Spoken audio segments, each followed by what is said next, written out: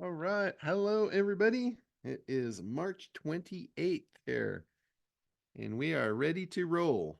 So, a lot of cool stuff going on in the whole AI space. The AI bots. I don't know if any of you guys have been playing around with Becky, but Becky's making a pretty big splash.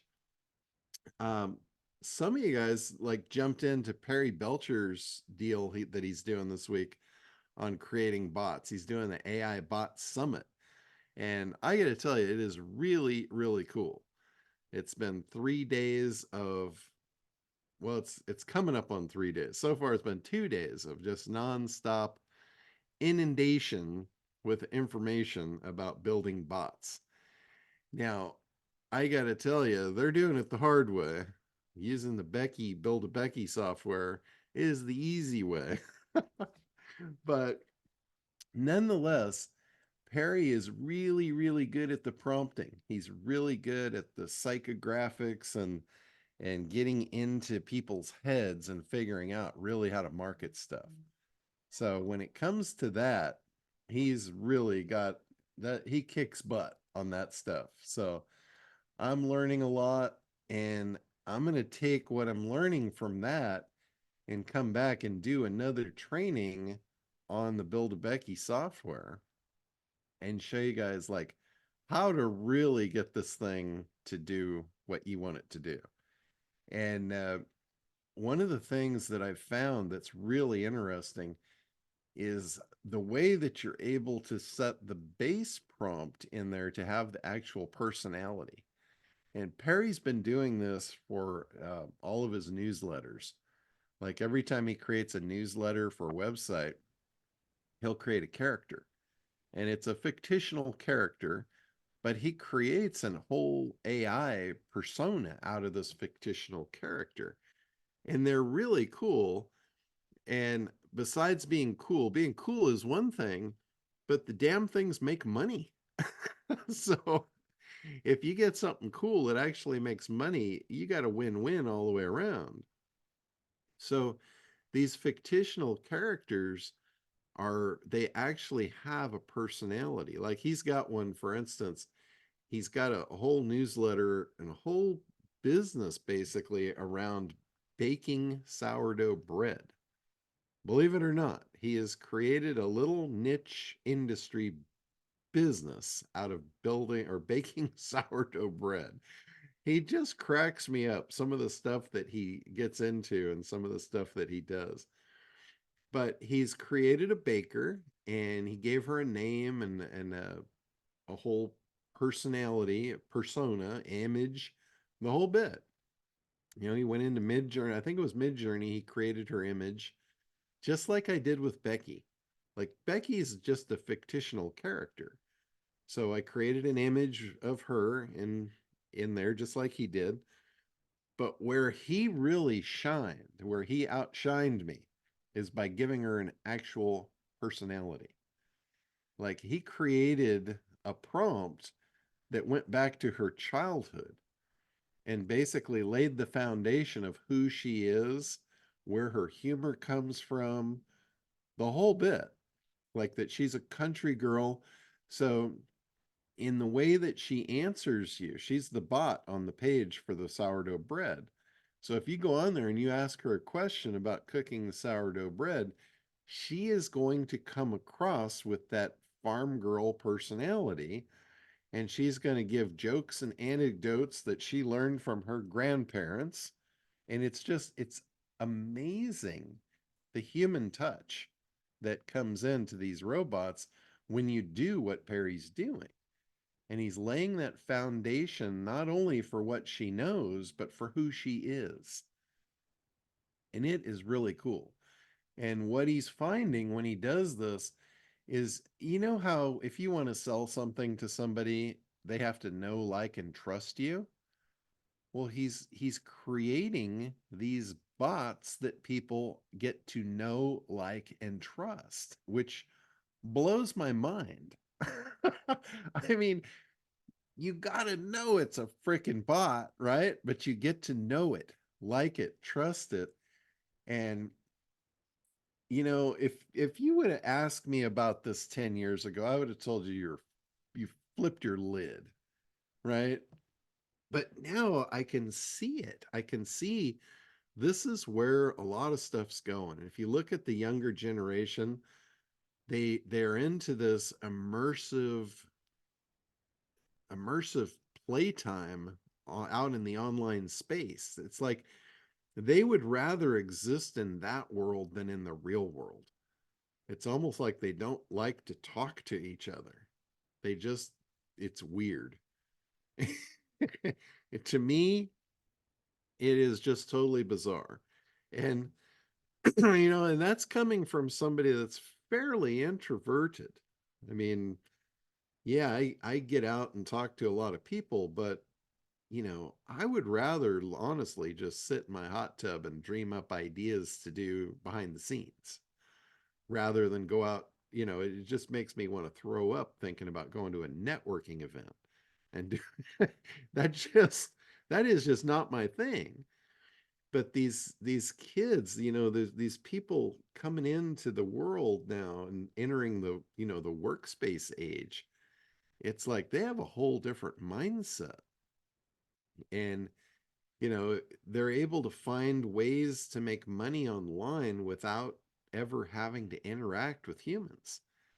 And there's all kinds of stuff. I don't know if you guys are aware of it or not in the blockchain arena, where they're building entire worlds in blockchain, and they're completely immersive. I mean, you can go in there and you can build a store and you can sell stuff in your store, which, like, don't ask me why. I don't get it, honestly. But this is going on. And it just, again, it just blows my mind. But they're actually selling real estate in these virtual worlds. Again, it don't even ask me why. But there is somebody that spent over $1 million buying a piece of virtual real estate. Like they bought a house. Doesn't exist. It's a virtual house inside this virtual community. And the reason that they bought it, and again, this just seems absolute batshit crazy. The developer developed this online community, and he actually put people in, like he gave them houses in this community to make the community popular. So if you want to be the neighbor of, uh, I don't know who the hell it was, Puff Daddy or something, I don't know. I'm so far out of touch with what's going on in this stuff. It's crazy. But anyway, some very popular rapper that apparently has a massive following. Somebody spent $1 million to buy the house next door to him in this virtual community. I mean, again, that's just batshit crazy. But there's these young folks that are developing this stuff and they're eating it up. Like there's games. I'll give you an example. There's games where inside the game, you can purchase items that leverage the game. And the game is so important to these kids to win the game that they'll actually buy things. Like in a war game, they'll buy weapons. So they'll go and someone will be building these weapons. I mean, it just blows my mind. The stuff that's going on. It's some crazy shit. But this comes back to the point of even the people of our age are now getting acclimated to what's going on. And again, these bots, interactivity with a bot, and think about it. Think about this from your business perspective. If your website supports your customers and you're available for their support between 9 and 5, what happens at 5:01 when your customer wants some support? And they don't want to read a fax. They don't, an FAQ. They don't want to read that. They don't want to watch a video. They want to ask you a question. What happens at 5:01? They're disappointed. They're anxious and they're potentially looking for a replacement for you, right? Their loyalty is paper thin. As soon as you're not there for them, their loyalty to you goes out the window. So creating a bot that actually has a personality that they like and enjoy and has humor to it, and they can actually get something meaningful. And I know that's crazy talk. Getting meaningful conversation out of a robot is kind of crazy talk, but it's becoming our reality. So rather than you spend 24/7 or hire people to man your support 24/7, what if you just had the Becky bot or whatever bot you create that might even be your own personality? You can train them with your own personality. You can train them with your own voice, with your own look. Like I don't know if we talked about this yet, but the software called HeyGen, HeyGen, that is an AI software that is out. Uh, they gave demos on this at Traffic and Conversion. And I finally was able to go back and watch a couple of the replay videos from Traffic and Conversion. Absolutely blew my mind what they're doing with the HeyGen software. We actually have somebody in the group that is using it for acquisition air to integrate it into their emails, which this is one of the things that I saw at TNC. And what you can do, you can feed it your voice. Now it knows your voice. You can give it your image. Now it knows your image. And now you can feed it a script. And it will take that script, and now you are live on screen speaking from the script, and it's not you. And I know that sounds a little freaky, but that technology is here. It's now. It's not coming. It's already got here. So what they're doing is they're using some advanced automations to, like, how you can automatically send an auto response. So let's say a lead comes in and it goes into your Go High Level account or whatever it goes into, SendGrid, whatever you're using, goes in and it immediately triggers an auto response. So that email now is going to go out and get delivered.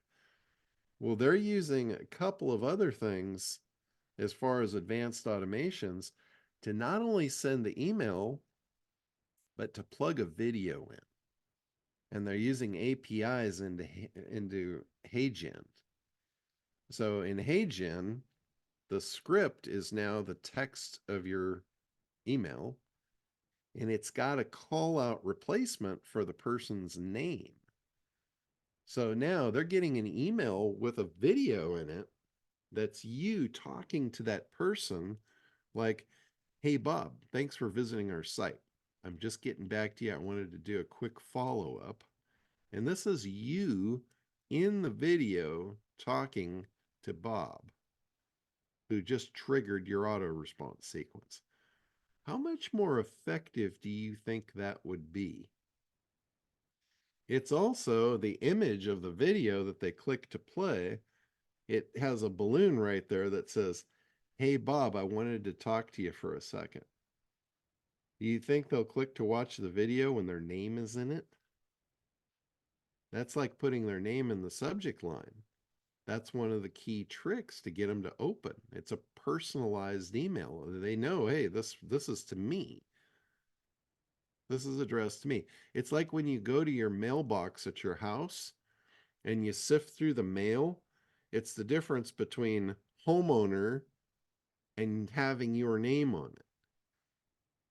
And it's the difference between having a label and having your name handwritten on the envelope. Typically, if it's handwritten, it's somebody that you know. So are you going to throw that in the trash? Probably not. You're probably going to open it. The one that says, homeowner or resident, local resident, those go right in the trash, right? And it's the same thing with your email. I've said this over and over and over. What happens in the real world happens in the online world. There's a massive crossover. There's virtually no difference in the way we act in the real world and the online world. What works in the real world works over here. What what works over here generally will work in the real world because it usually worked there first, right? I've never seen like crazy shit happen over here. Um, well, with the exception of what's going on in blockchain right now. I guess I can't say that anymore. I, I guess I just got myself boxed into a corner where I can no longer say that. But for the most part, like stuff that shouldn't work in the real world's not going to work over here in most cases. I got to throw that out as a disclaimer now, and I absolutely hate that. But you get what I'm saying, right? If you want to do marketing and you want to sell stuff, you better lean on stuff that's worked in the real world if you're going to try and digitize it and make it work over here. And that's exactly what Perry's doing with his bots by giving them a personality.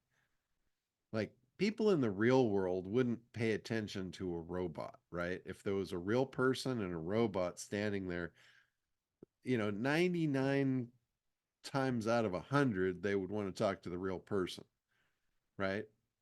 And it's only because the real person has a real personality. But when you make the robot the same personality with 10 times the intelligence, now you might want to talk to the robot. And that's what's going on. Because these robots, you can train them with what you know. Like we all have specialized knowledge, and that's what makes us valuable. So when somebody comes to our website, they're not just looking for answers they could get out of Chat GPT. They're looking for answers from your experience, from you. That's why you're important. That's why they're there.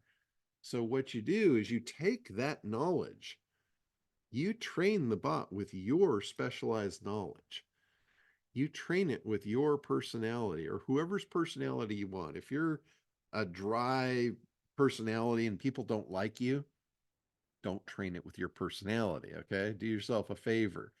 Get somebody that's bubbly and, personable and train it with their personality.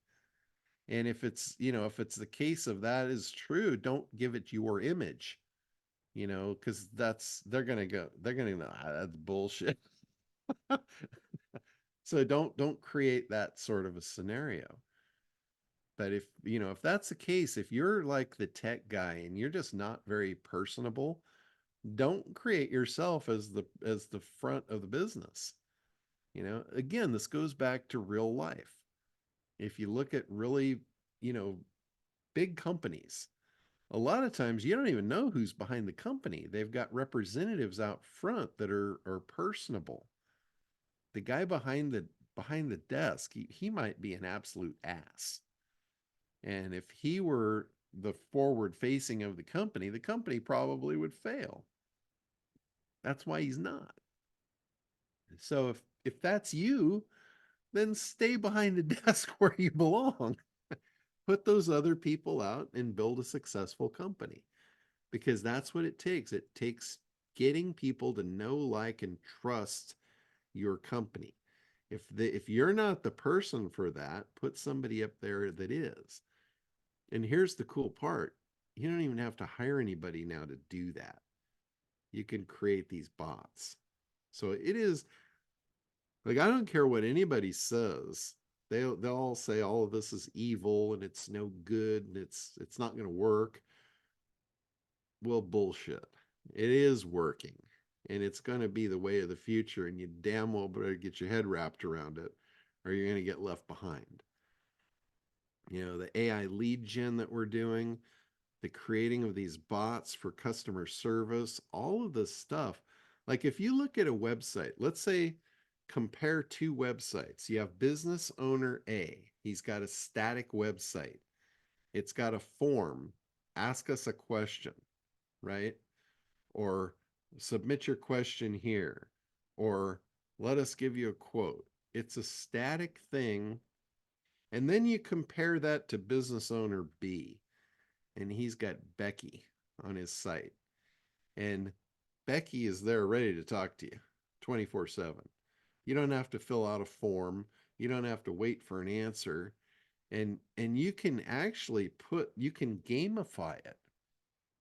If you are a specialist in your thing, like Teresa, this is a perfect example for you. You are the tax expert, right? So you could create a Teresa bot that is the Teresa tax expert. And you could put her on your website and you could say, stump Teresa. Let's Oh, see if you good. can come up with a question and stump Teresa. And it's a game now. Now, people are going to come on your site and they're going to play the game. You could be in bed asleep and they're still playing with you. How would you like that? Oh, John, you're such a rascal. Now, which website do you think is going to perform better? The dead website or the one that is live? Yes, but how much time does it take to put these things together and actually get up the learning curve on it? The build a Becky bot that I put out, you could do that in I'm going to be very generous and say less than a day. Less than a day, you would Okay. have it dialed in. Now, if you already knew what it was all about and how to do it and all that, you could probably knock one out in an hour. Yeah, it's a matter of getting from point A to point B, though, Yeah, actually learning the thing. I yeah. mean, that's So, what I'm struggling with as far as Kartra and yeah, acquisition air and yeah. Now, all kinds of. acquisition and Kartra, those are larger animals. Those are a much bigger thing. But having the bot, having the sales bot or the answer bot on your site, that's a really simple thing to do, especially with that Build a Becky software. The software is all really pre-formatted. The framework is there. It's kind of a fill in the blanks type of thing. Mm. And there's already images, there's already like 12 different personas that you could choose from, or you can train your own, put your own image in there if you wanted to. They're not they're on the it's on the low end of sophistication of jumping into this next new world. Like the bots aren't actually talking.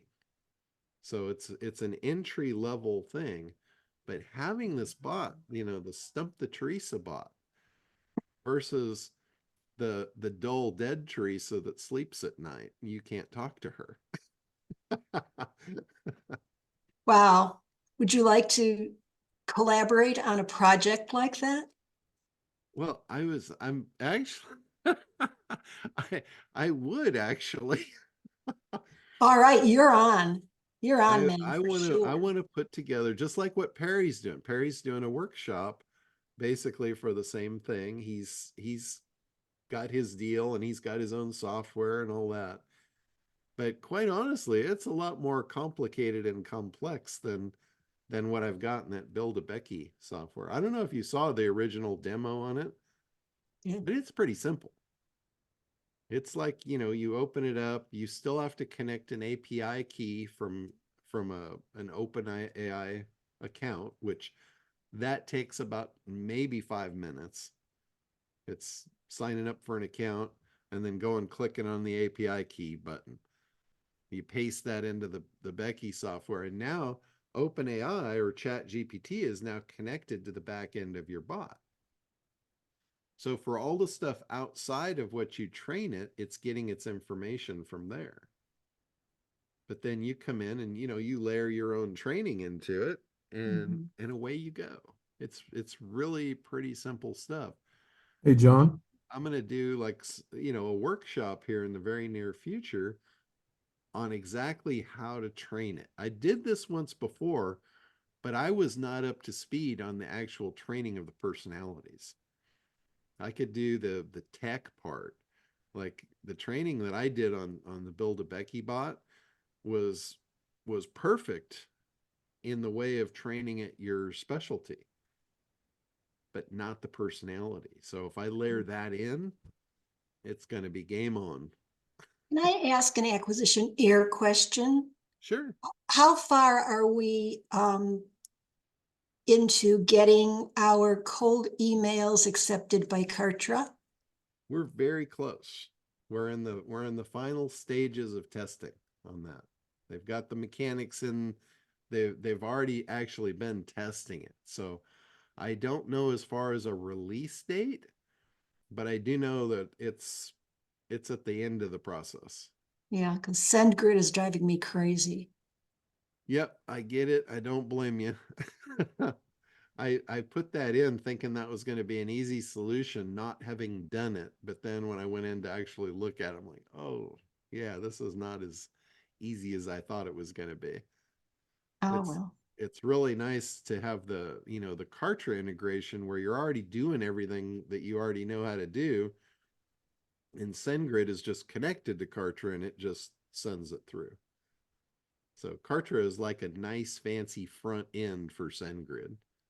Mhm. And when you're using SendGrid in the back without the Kartra on the front, it's like you just now jumped inside the engine with all the moving parts. Uh-huh. So Hey, John, when it comes to the Betty thing, you've already put training in your website for us to look at, right? yes, yeah, Okay, so that's phase one. Learn yeah. that. I Okay. already did like the original training that I did was recorded. That's in there. You have Okay. that's available to you. All right. And the only real difference, that I'm going to add to that is when you go in to build your Becky or whatever you're going to call him or her, doesn't have to be Becky. You could build a Teresa, you could build a Jim. So whoever you want to build, the training that I already did was perfect for how to get all of your specialized knowledge into the bot. Got But it. the where it says the base prompt is where you put in the personality. So that's where you tell it who it is.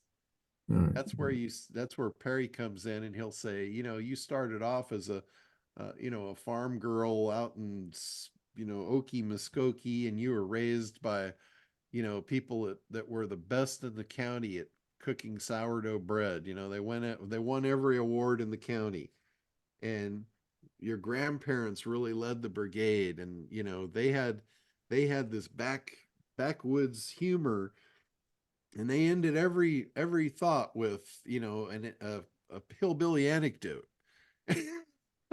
So when you build that in, you're building the personality of your bot. So now when she answers, guess what? She's going to end every phrase with a hillbilly anecdote, right? Yeah. And that's her personality. That's what you're going to grow to love about her or hate about her. Polarity is great. Right.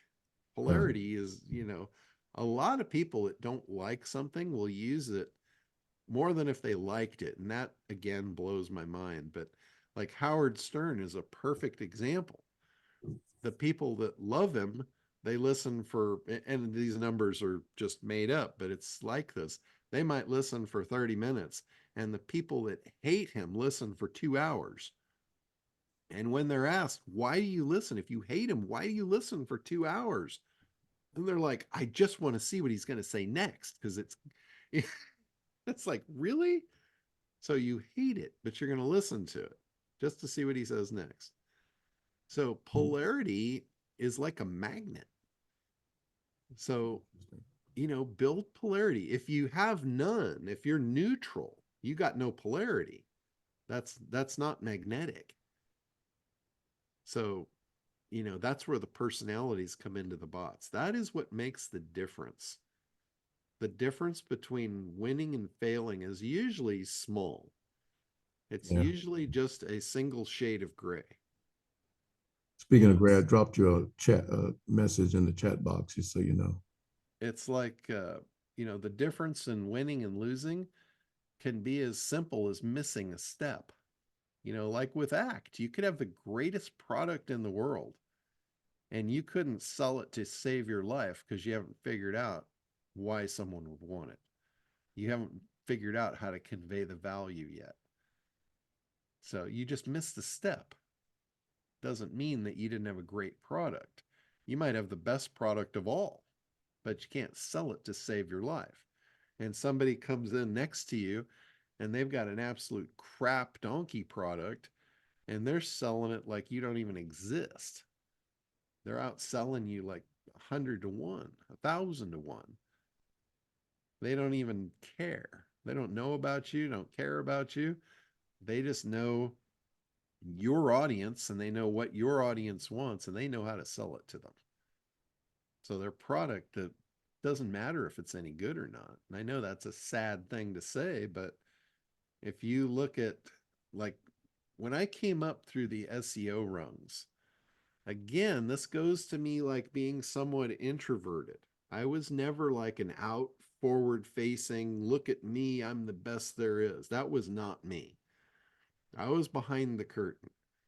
And in front of the curtain, you got these guys that are doing that. They've got crap product. They didn't know what the hell they were doing, but they were selling SEO tools, SEO training.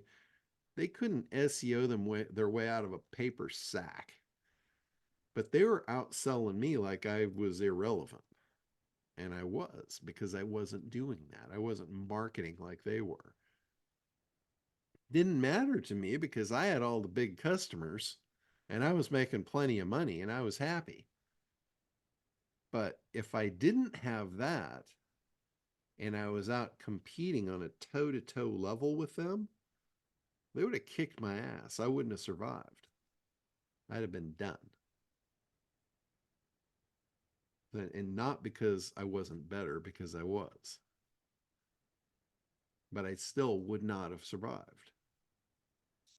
So, Ellie,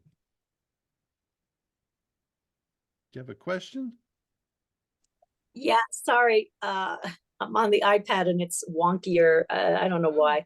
I wrote my question down so I would be clear.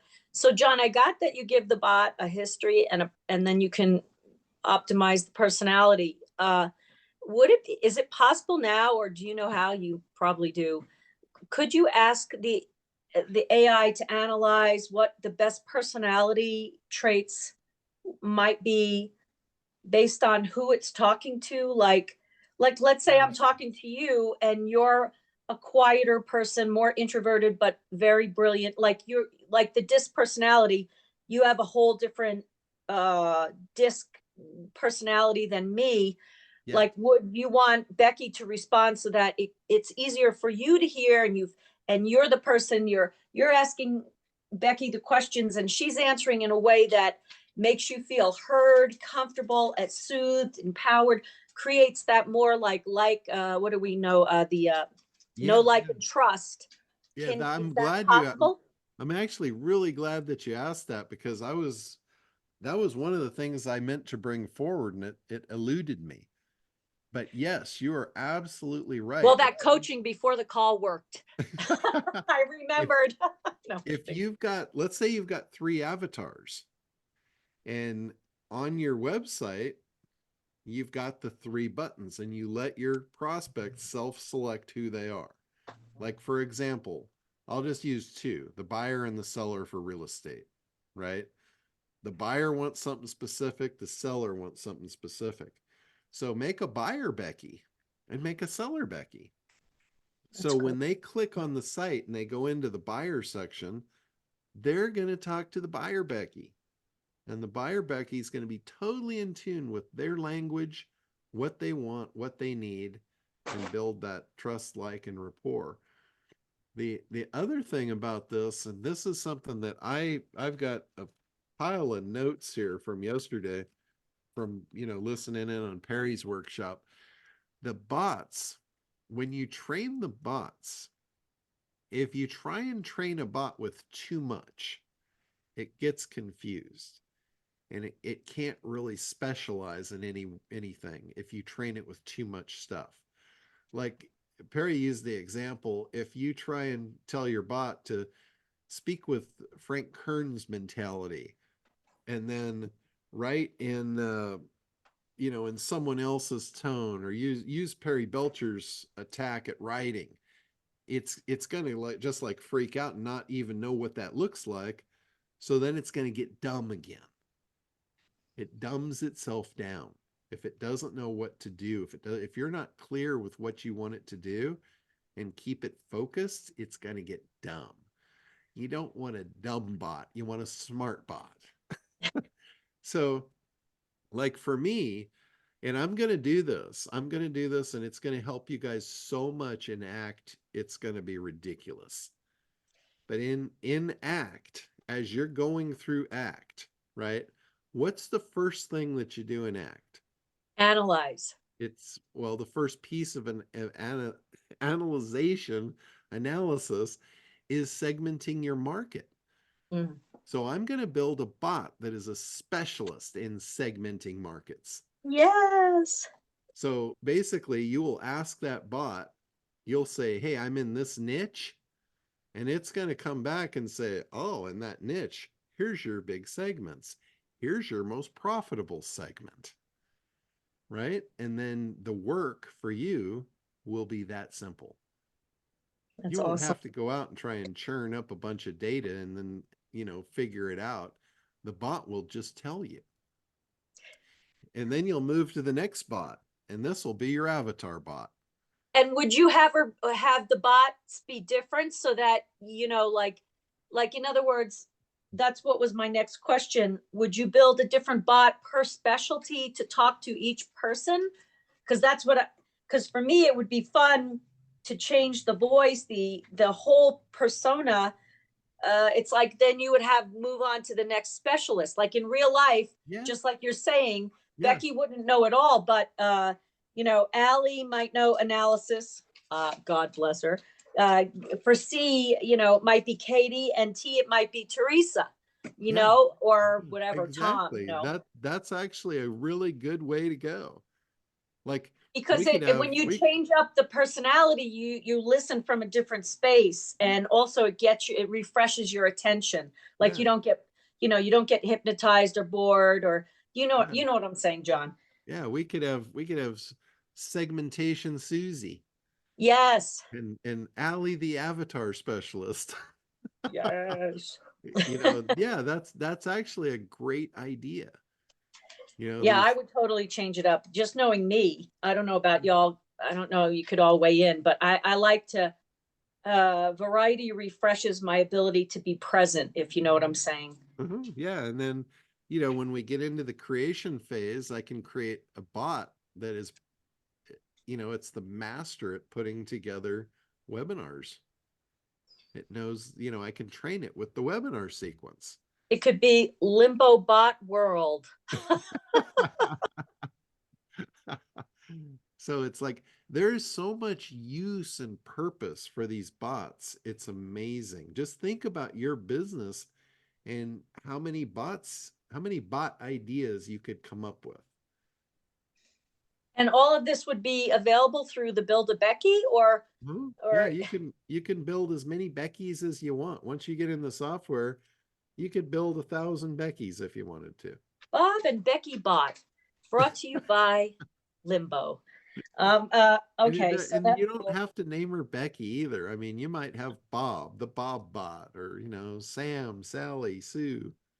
And would you tell people they're bots? Because I was scrolling through Canva, and in the back end of Canva, they have all these apps now, John, and it's like they're like mind-meltingly like you could create, like, you don't know, you can't even tell if it's real or Memorex. For those of you, I think we're all old enough to remember that commercial. Well, there's no real answer for that. It's like whatever works for you. I know with Perry, when he built the one for the sourdough, you can't tell it's not a real person. It's a lifelike image of a woman, and you would never know it wasn't just a photograph of this woman. Yeah, that's exactly, that's what I'm, because I have a new client and I want to uh plug her into your network. And I need to be able to understand how to do that because she has developed an app and she's like a top of the line, like she's got mad credentials in what's called peak performance. Like she trains athletes, basketball teams and individual athletes to do peak performance and team peak performance.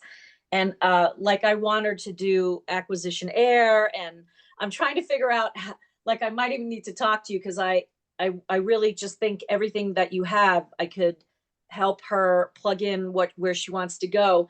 Um, and I have to make those connections in my own brain and be able to vocalize it. Do you know what I'm saying?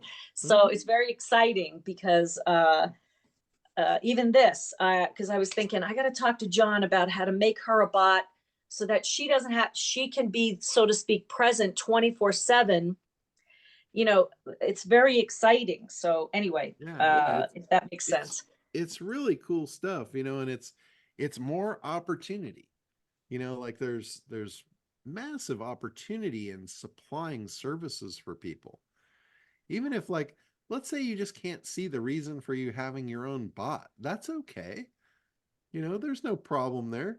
But look at the millions of other people that need these bots, and you have the specialized knowledge and the tool to actually build these bots now.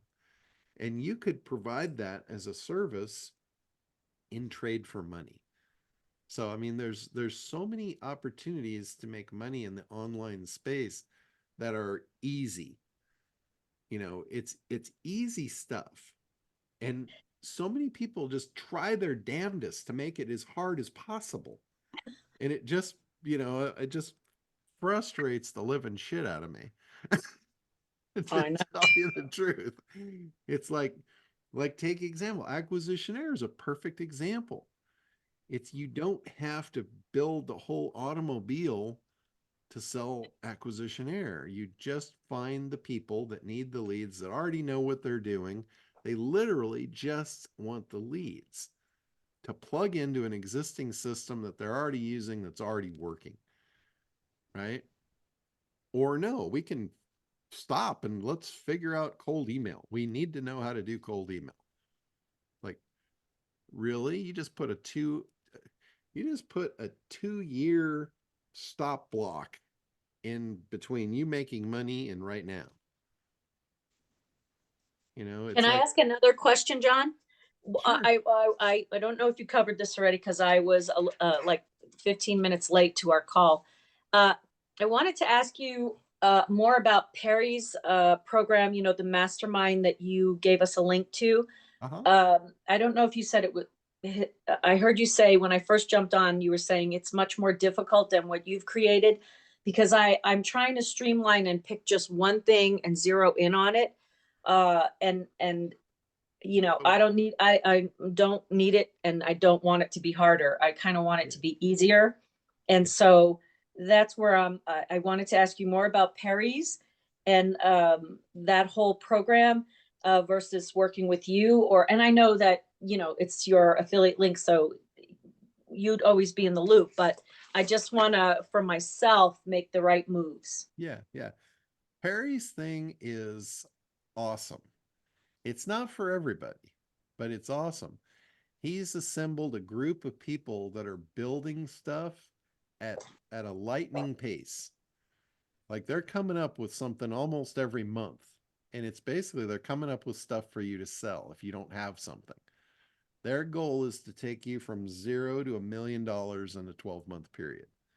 So they're coming up like every month they come up with a new idea. If the last one wasn't your cup of tea, don't worry about it. They'll have another one next month. Like they had one that's print on demand.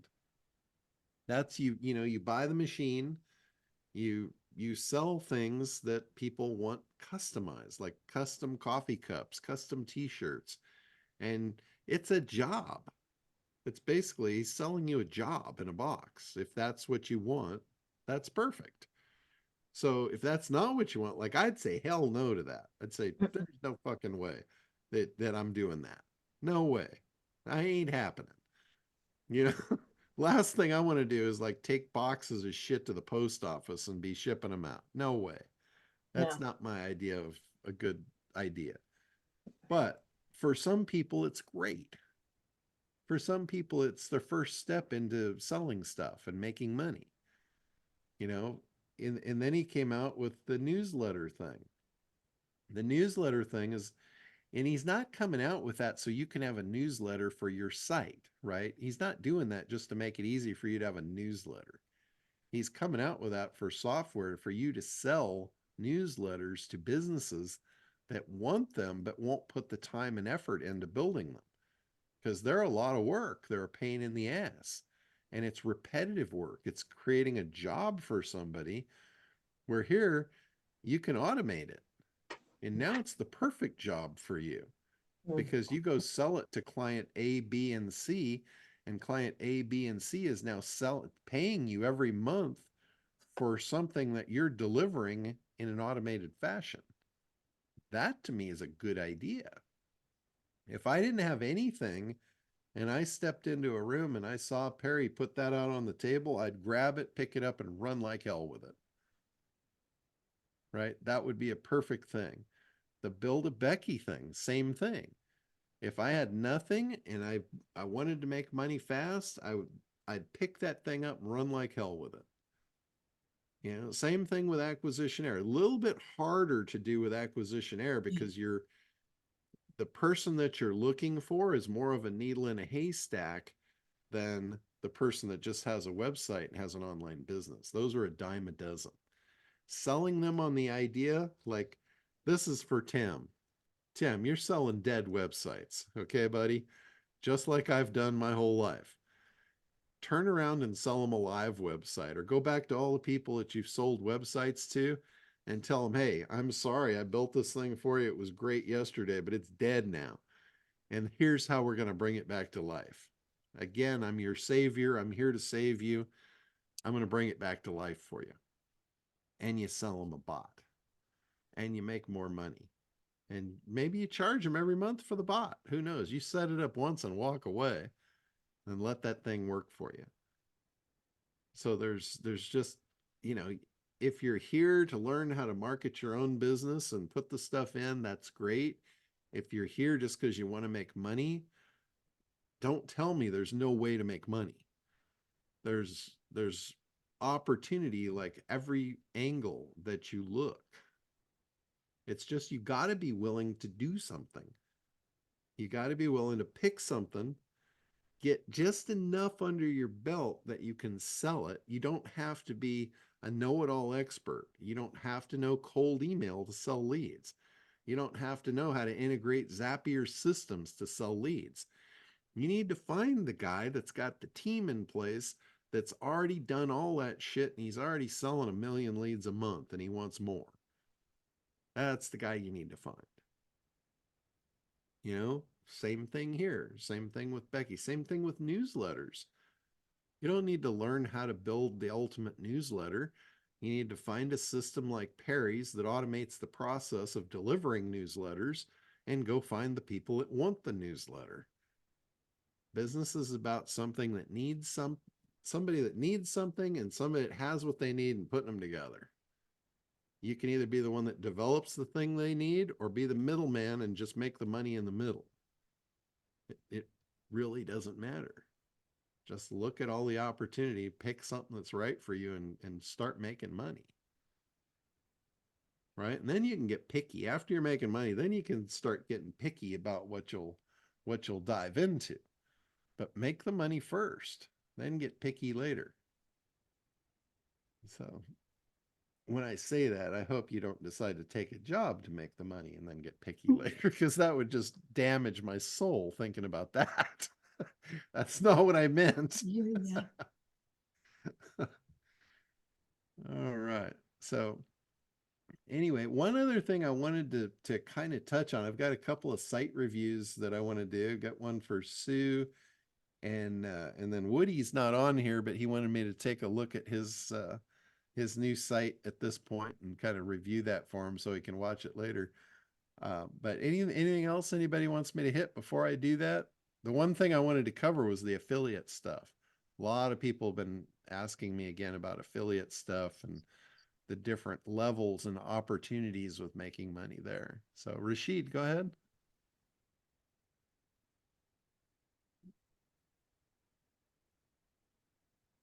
You just got to unmute there. Yeah. The question, the Perry's program, do you have to buy it to promote it, or Yes. can you do it without buying?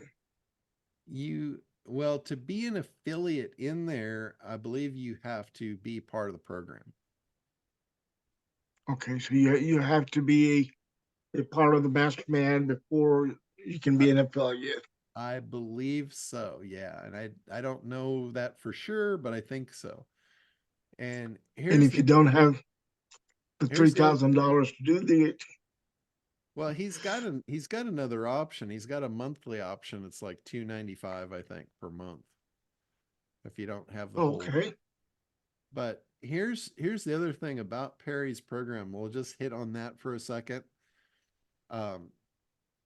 It's $3,000 for the year, or I think it's $295 a month if you want the monthly option. And a couple of the bonuses that you get if you get into it now, you become one of the founding members of it, which a benefit of being a founding member is the price never goes up. It's still $3,000 a year to stay in. But with it, you get all of his software.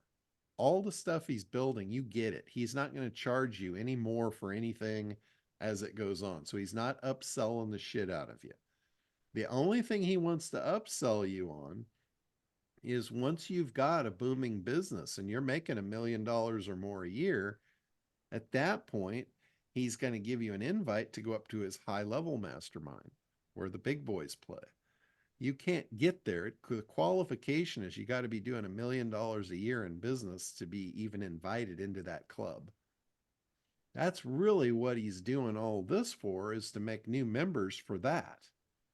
He's building a bridge for you to get to where he wants you to go. But he is really kicking ass and making it happen for people to have opportunities to get there. So once you get in, so that's another benefit. You get everything he's got, all of his training, all the software that's coming out over the next year and beyond. And you also get to become a founding, he calls it a founding affiliate. And with the founding affiliates, you get 50%. So anything that comes in now, later, ongoing, you're getting 50% of anything that you bring in. So you're locking in the price, you're getting all access to all the software, and you're getting the 50% affiliate. People that come in after the founders deal is over, they're not locked in on the price. So each year it goes up, it's going to get higher and higher. You still get all the stuff in it, but you're not locked into the 50% affiliate. I think it's only a 10% affiliate if you're not a founding member. And they are closing this out. I don't know if this is true, but he said they are going to be closing out the founding member thing because they've already got about 400 people in this group. They've already, filled beyond, I think, what their expectations were. So they've got about 400 people in right now. And after the AI Bot Summit in Las Vegas next month, I think that's going to be their cutoff point. They're going to give people one last opportunity at that show to get in as a founding member. And then I don't know what will happen after that. All bets are off. I know he's going to be taking people on, but I don't know what the price will be, the affiliate opportunities, all that stuff. So if you were considering it and you're on the fence, you might want to consider doing it before that just to get those benefits. Because let's say you get into it and you've got the newsletter software and I'm just using this as an example, but you say, yeah, that's a great one. I'm going to push that. I'm taking that and I'm running with it. And you get, 100 people that you're selling a newsletter to, you're going to be stuck in his thing because that's where you get that software to deliver your business. So you're going to be in his group paying that $3,000 a year to stay in there to have access to that. And you don't want that price to keep going up on you. So you want to lock that in and control that price as far as for you. So that would be a benefit to it. If you don't plan on doing anything, then it's not for you. If you're not looking for something to just dive in and just go for, it's just money out the window. Right. So for for for this newsletter, for example, if I have the software, I can hire some salespeople to go out and sell the idea of creating newsletters for the businesses, and then you know charge them, pay the salesperson commission, Yes, and make it work. and that's pretty much the same with anything. You could do that with anything you do. But keep in mind, it's not as easy as just, hey, I've got this cool thing. I'm gonna hire some salespeople, because salespeople are only as good as their training. And who's going to train them? That's on you. Who's going to manage them? That's on you. So don't think that you're just going to like wave a magic wand and, oh yeah, I just going to hire a couple of salespeople and life's going to be good. It's not. Salespeople can be a real pain in the ass. And, they'll have every reason not to sell. And, especially if you're paying them. If you're paying them and they're making money, whether they sell anything or not, that's not good. So, it comes down to business again, Rashid. This is like, if you don't figure out the marketing, you still got to figure out the marketing for how you're going to sell the newsletters. That's one thing. Perry's really good at supplying a lot of that for you, though. But you're going to have to take what you learned from him as far as how do we sell this. And then you're going to have to, if you're going to go through salespeople, that's up to you to train that salesperson on what you learned from Perry, as far as how to market that, how to, what the sales lingo is, all that stuff. But that is one thing I'll give him kudos for. He's really good at that. Really, really good at that stuff. But so up to you whether that's right for you. Any of you guys that want to do that, if you want into that program, I'll put the link back in the chat for you.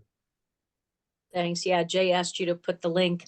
Just following off of Rashid's line of inquiry,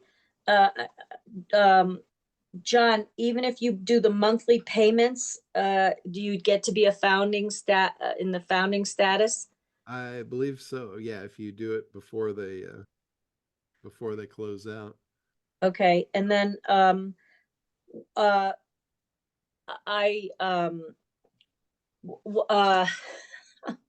what categories that of Perry's, what he's already developed, like what do you think is the most like I don't know the list of opportunities that you could pick from, but or if you can see before you commit, but I'd like to look at where I could see myself being able to jump into this and then help my clients and like, basically, work with like with what makes sense, like, and for all of us to plug in and say buy whatever one of his built out programs.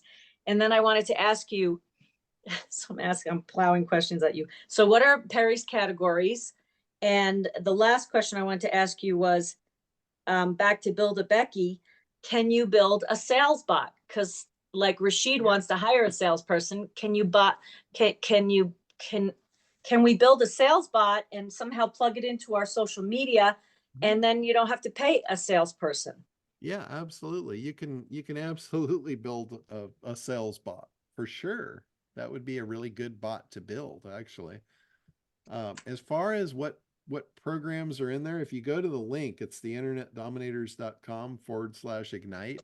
He's got a sales page up that lists all the stuff that they've got currently. And I believe it lists like the 12 different events. They schedule one event each month. So this month it's the Build a Bot event.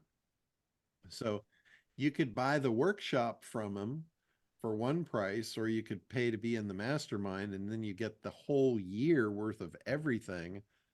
And you get to be in the group on the weekly calls that are teaching you how to promote and sell that stuff too. So, but it is, I mean, one thing I'll tell you, Perry is overwhelming. Perry is going to throw shit at you like you're going to be shoveling shit. It's going to be a shit storm. Like a fire hose? Yes, you're going to get one thing before you've even got a taste of that. He's going to be throwing something new at you. That's something I'll just tell you right up front. He is a fire hose. So since you're already in this program, let's say I jump in. Can I go to you for unfire hosing for more lasered? Yeah, Because that's not a problem. I don't do well with fire hoses. Over the years I'm like, oh my God, no. I like how you simplify and like get it down very focused. Yeah, I like the clear path. Going through the stuff right side by side with you. So I can do that. That's not a problem.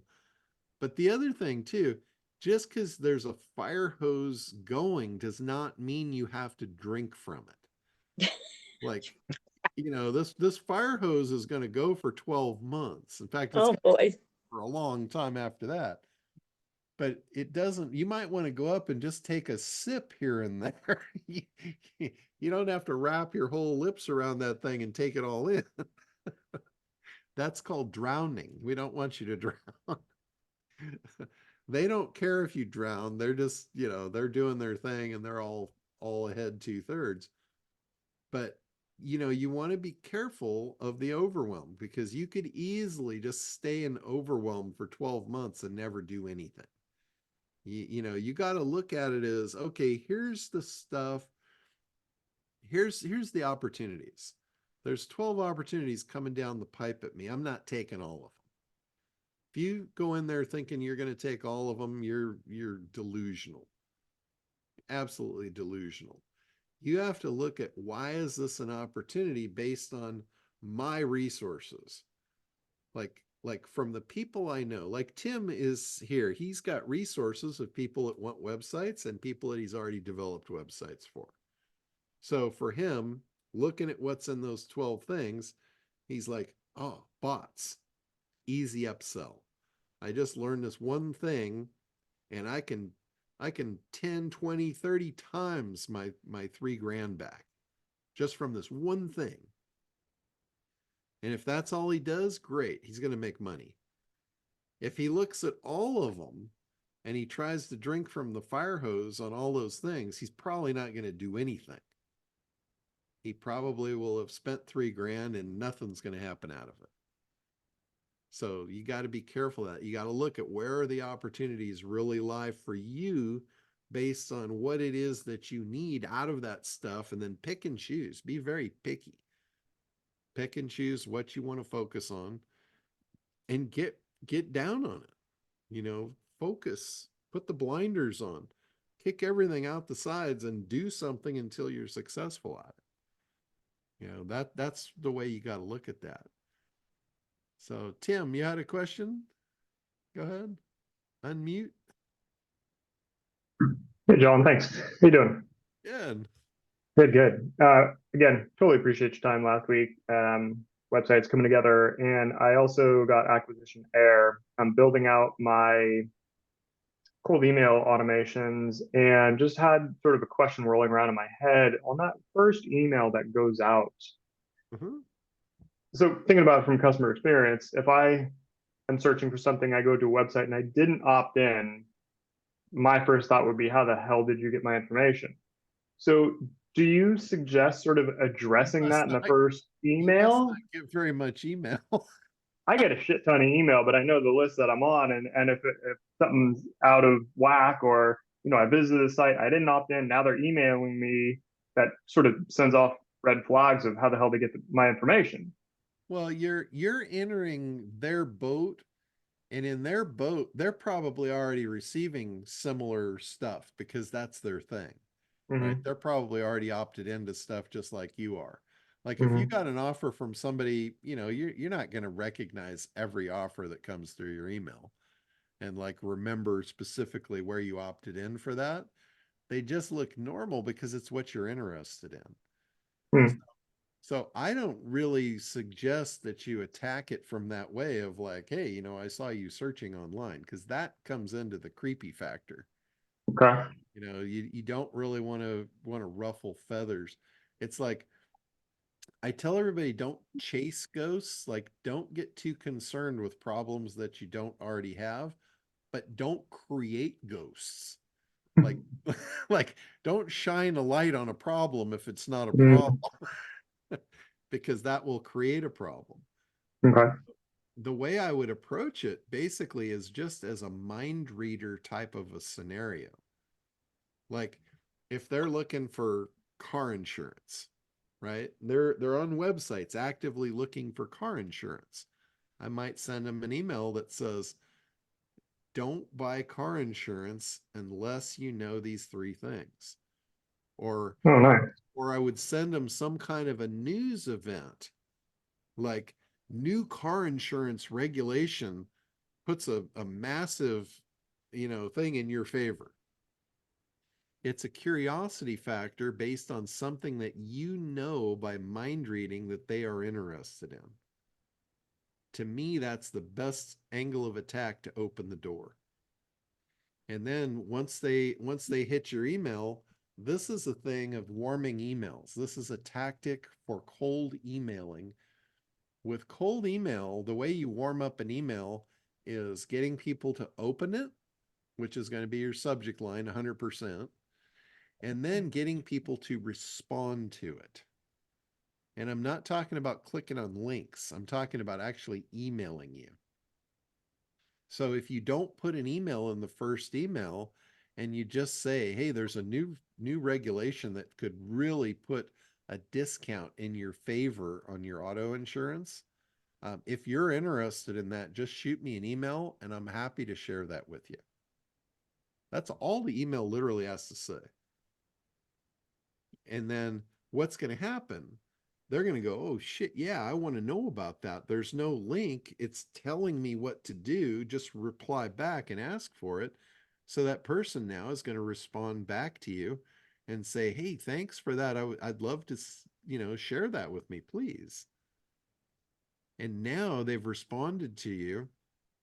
That email coming in could trigger another automation email going back out, delivering what you have with now a link. So now this person has opened your email, they've replied to your email, they've gone to a second email and clicked a link. Now, to an email service provider or a gateway, that's going to look like, hey, this is not spam. This is an active email. This is not an email we want to block. We want to let this guy's email go through our gateway because he's doing the right, he's interacting with people. He's not just sending out 1,000 emails that don't get opened, or 1,000 emails that click a link and that's it. There's no data on the other side of that. It's it's giving them the information they need to know that you're a credible emailer, and they should let your email get delivered to their users. So, and then Okay. the next thing you can do, now that you've sent them, a link and they clicked a link and now they've opted into you officially, they're now officially opted into you. You could at that point say, hey, I've got this, I've got another thing that you might be interested on my phone. I'd love to text it to you. Is that okay?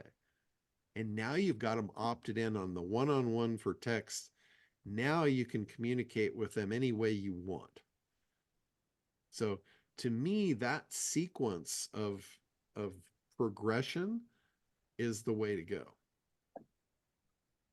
So if you're building an email sequence, I would kind of try and follow that format.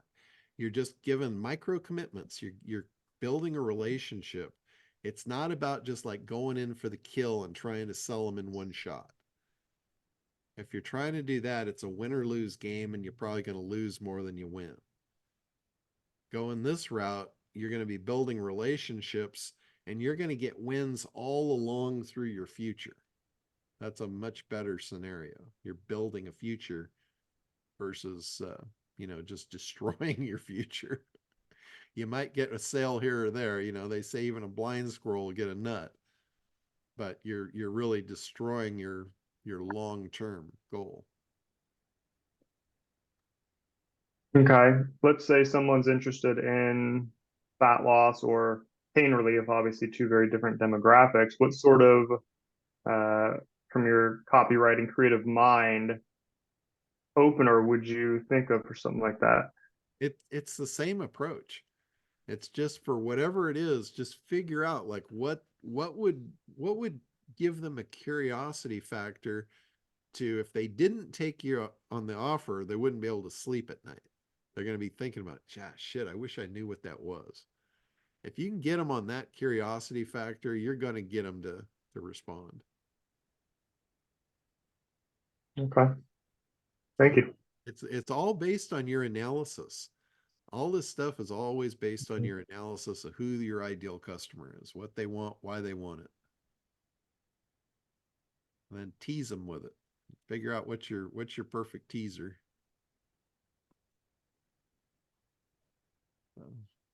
That got you covered? Cool, thank you. All right, Tony.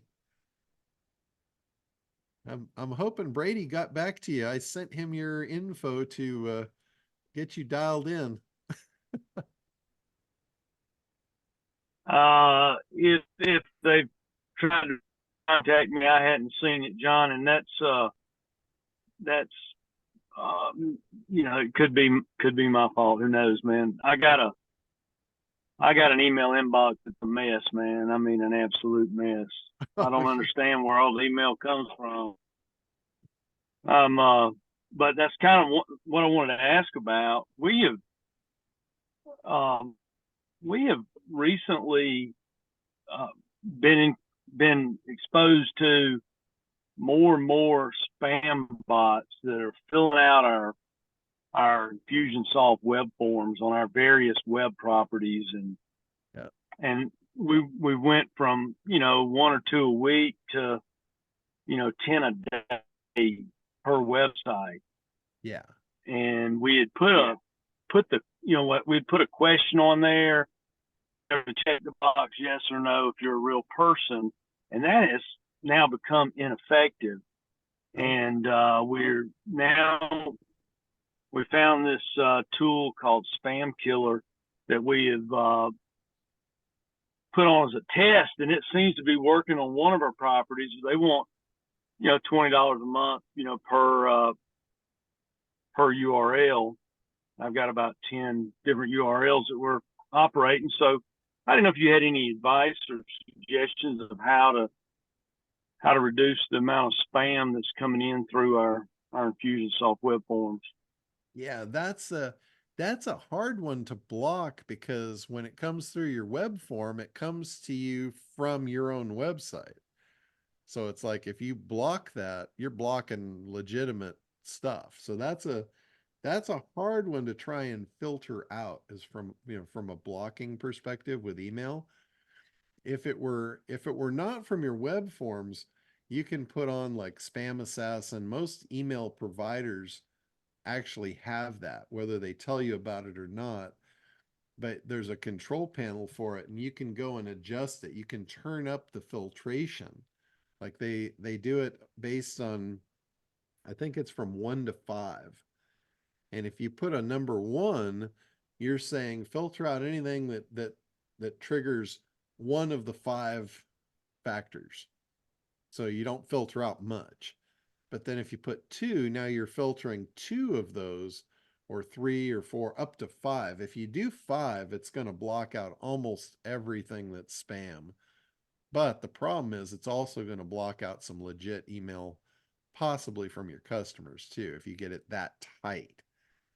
But like So from it's from it's from people filling out web forms yeah, on yeah, our site, and they're filled out with, you know, gobbledygook, you know, data in there, and you yeah, know, it's unreadable, digestible. But then there's an email address, yeah, and you know what the deal is. They, you know, the more yeah. They use the a more thousand. records you have in your you know, CRM, then the higher the price goes for that as well. Yeah, yeah. And we Our got data management challenges. So what you might do is reach out to Infusionsoft or Keep, or I think they're under Keep now, Yeah. and ask them if they have other various CAPTCHA devices. Okay. Because sometimes, like if you're using a simple CAPTCHA, like click here to show you're a human, they've probably figured that out and trained their bots to just click that button or click that checkbox. Okay. But there's some, like I know Jim on here, I don't know if he's still on. He actually puts these in for all of his clients, and it's a math problem where it says like 4 plus, and then you fill in the blank equals 5. Yeah. And then, you know, they have to fill in that. If you do that, I would recommend stick with simple math. don't, don't do anything. Don't do any square root or anything. I guess. But that's what he's used, and you know, he's been pretty happy with the results on that. I don't know if Infusionsoft is going to have that, but I'm sure they Okay. do. I'm sure they've got multiple options for you. Okay. All right. We'll do that. We'll reach out to them and see if they've If got any not, if not, recommendations. put that bug in their ear that they need to, because this is if it's a problem for you, it's a problem for all their users. Sure. So that Yeah. should be a big concern for them if they're not dealing with that.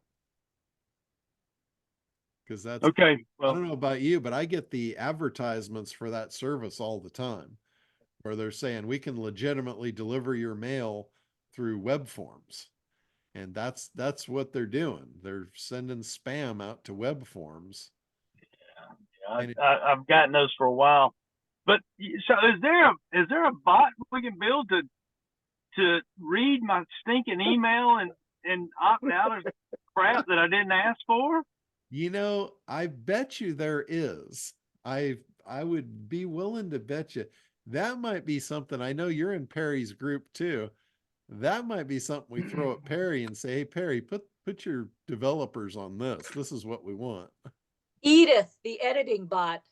Yeah, because that would be amazing. Have a bot to go through and read your emails and, you know, respond to them appropriately and send you the ones you need to see and trash the rest. Or actually, you know what would be really cool? I've thought of this many, many times, and I'm just way too lazy to do it. But when you get spammed, you should respond back as though you're an active prospect and interested in their service, but then sell them on what you're doing. So I have been, I don't know why, but I've been targeted by financial newsletters. I guess I've subscribed to a few in my career, and Yeah. I've made it the habit recently to go in and update my profile and change my email address in there.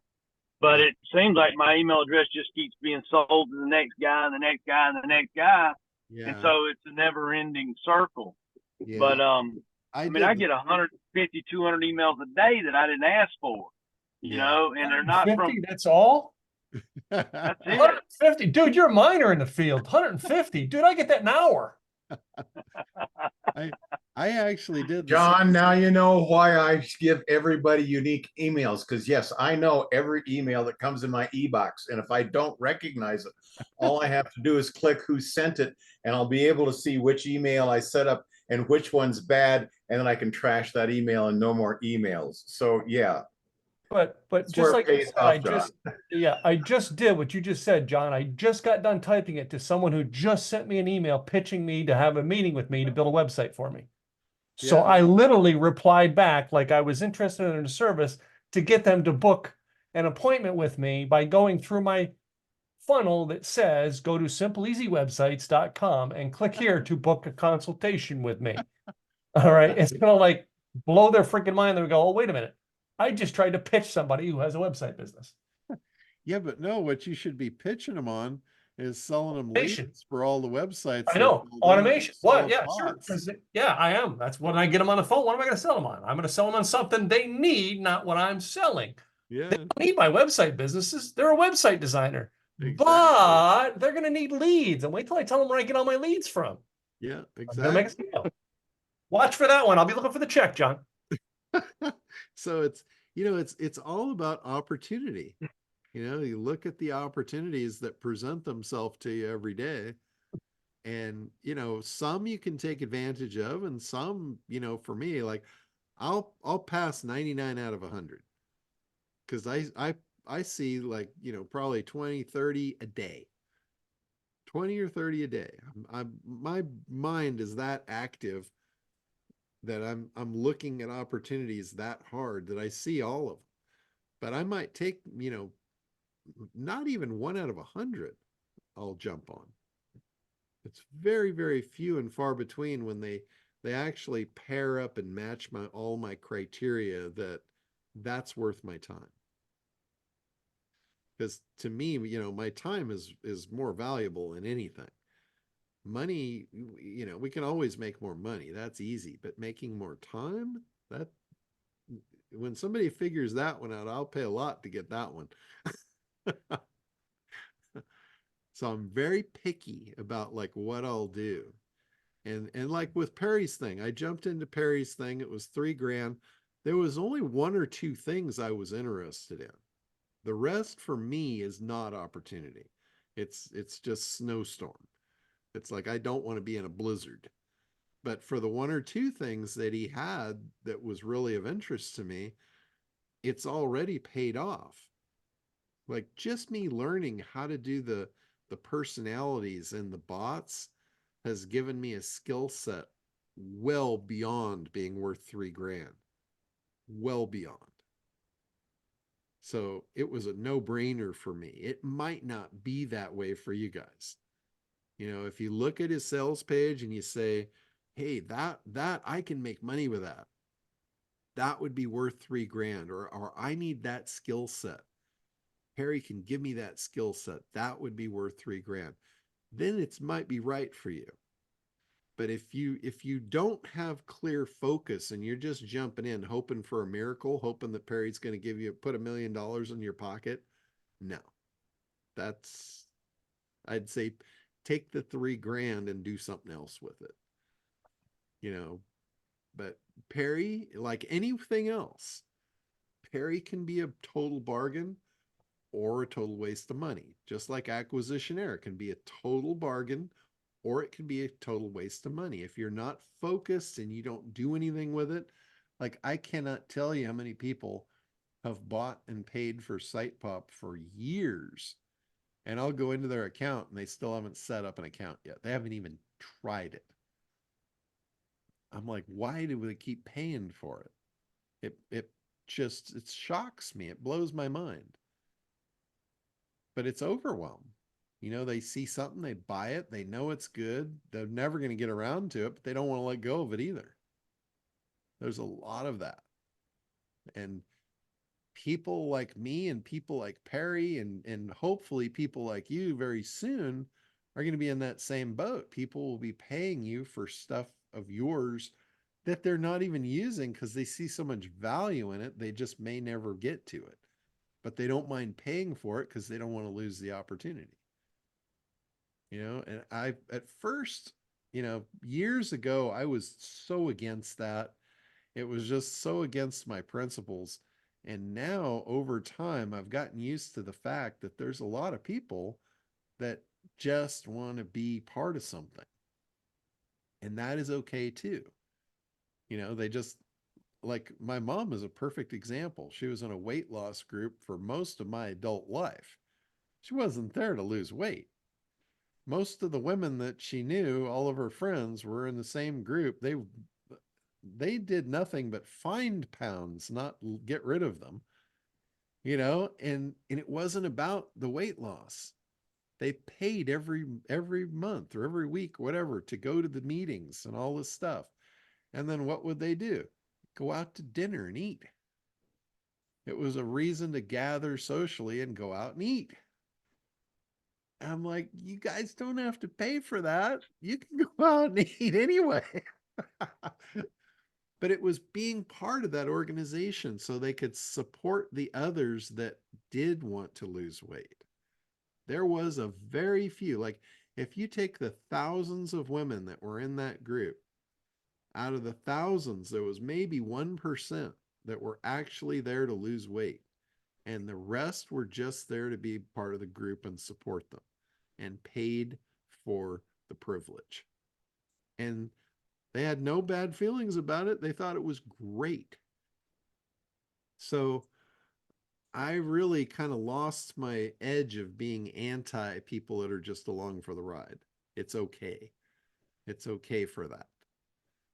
So, but you know, that said, hopefully you're along for the ride so eventually you can grab onto something and make some money with it. And keep on exposing yourself. Like this group and Perry's group, these groups are great places to come in contact with ideas and things that eventually maybe something will spark and it'll be the right thing for you. Maybe it's not the bots, maybe it's not the websites, maybe it's not the leads, maybe it's not, you know, the newsletters, but eventually maybe something will hit. Like here's another one that Perry's doing that I've known about for a long, long time. I've actually dabbled in it. I've made some money in it, and it's an easy no-brainer. You don't need any technical skills for it. You don't need to be the top of leader in the industry, but you can control and rule an entire industry with what he's teaching. And it's about setting up an association. You could be an association of tax professionals, and they all pay you to be part of the association. And all you give them is a little logo to put on their website that they're a proud member of your association. You can put on trade shows. They can all pay you as exhibitors to come and exhibit at your trade show. You can get speakers to pay you to be on your stage to come and speak to your audience. You're creating and developing this massive value around a specialty that maybe you aren't even a specialist in.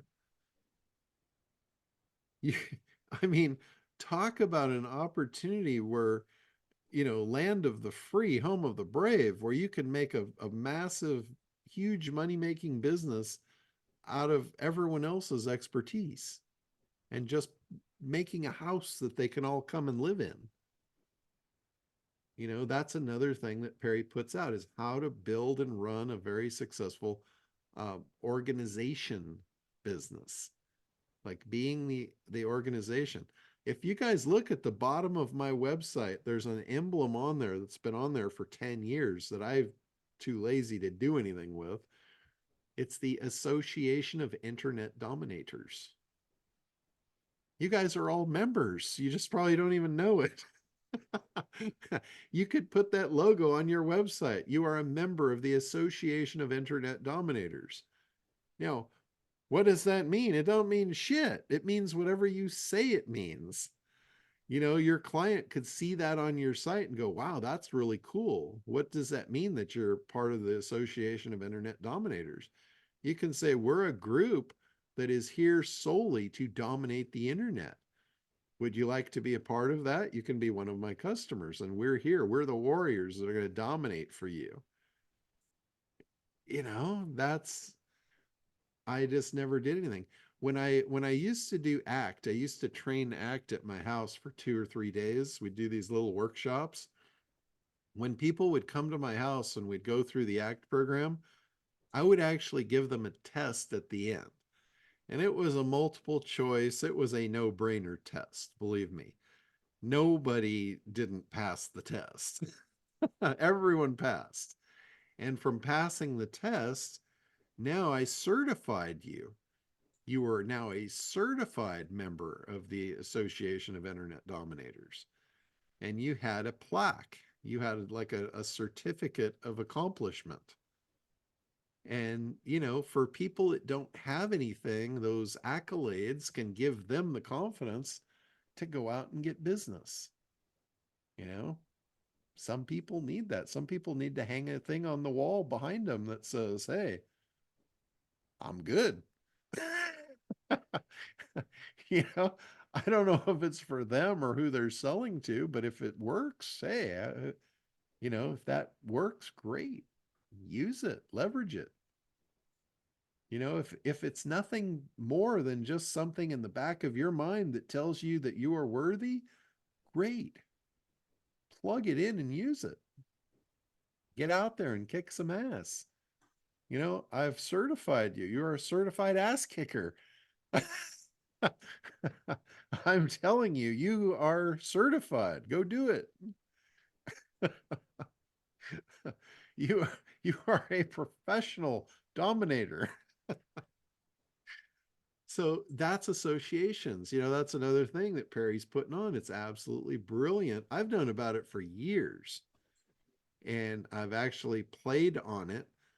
A lot of the people that I learned from, you know, coming up in the internet marketing space, they used to do that.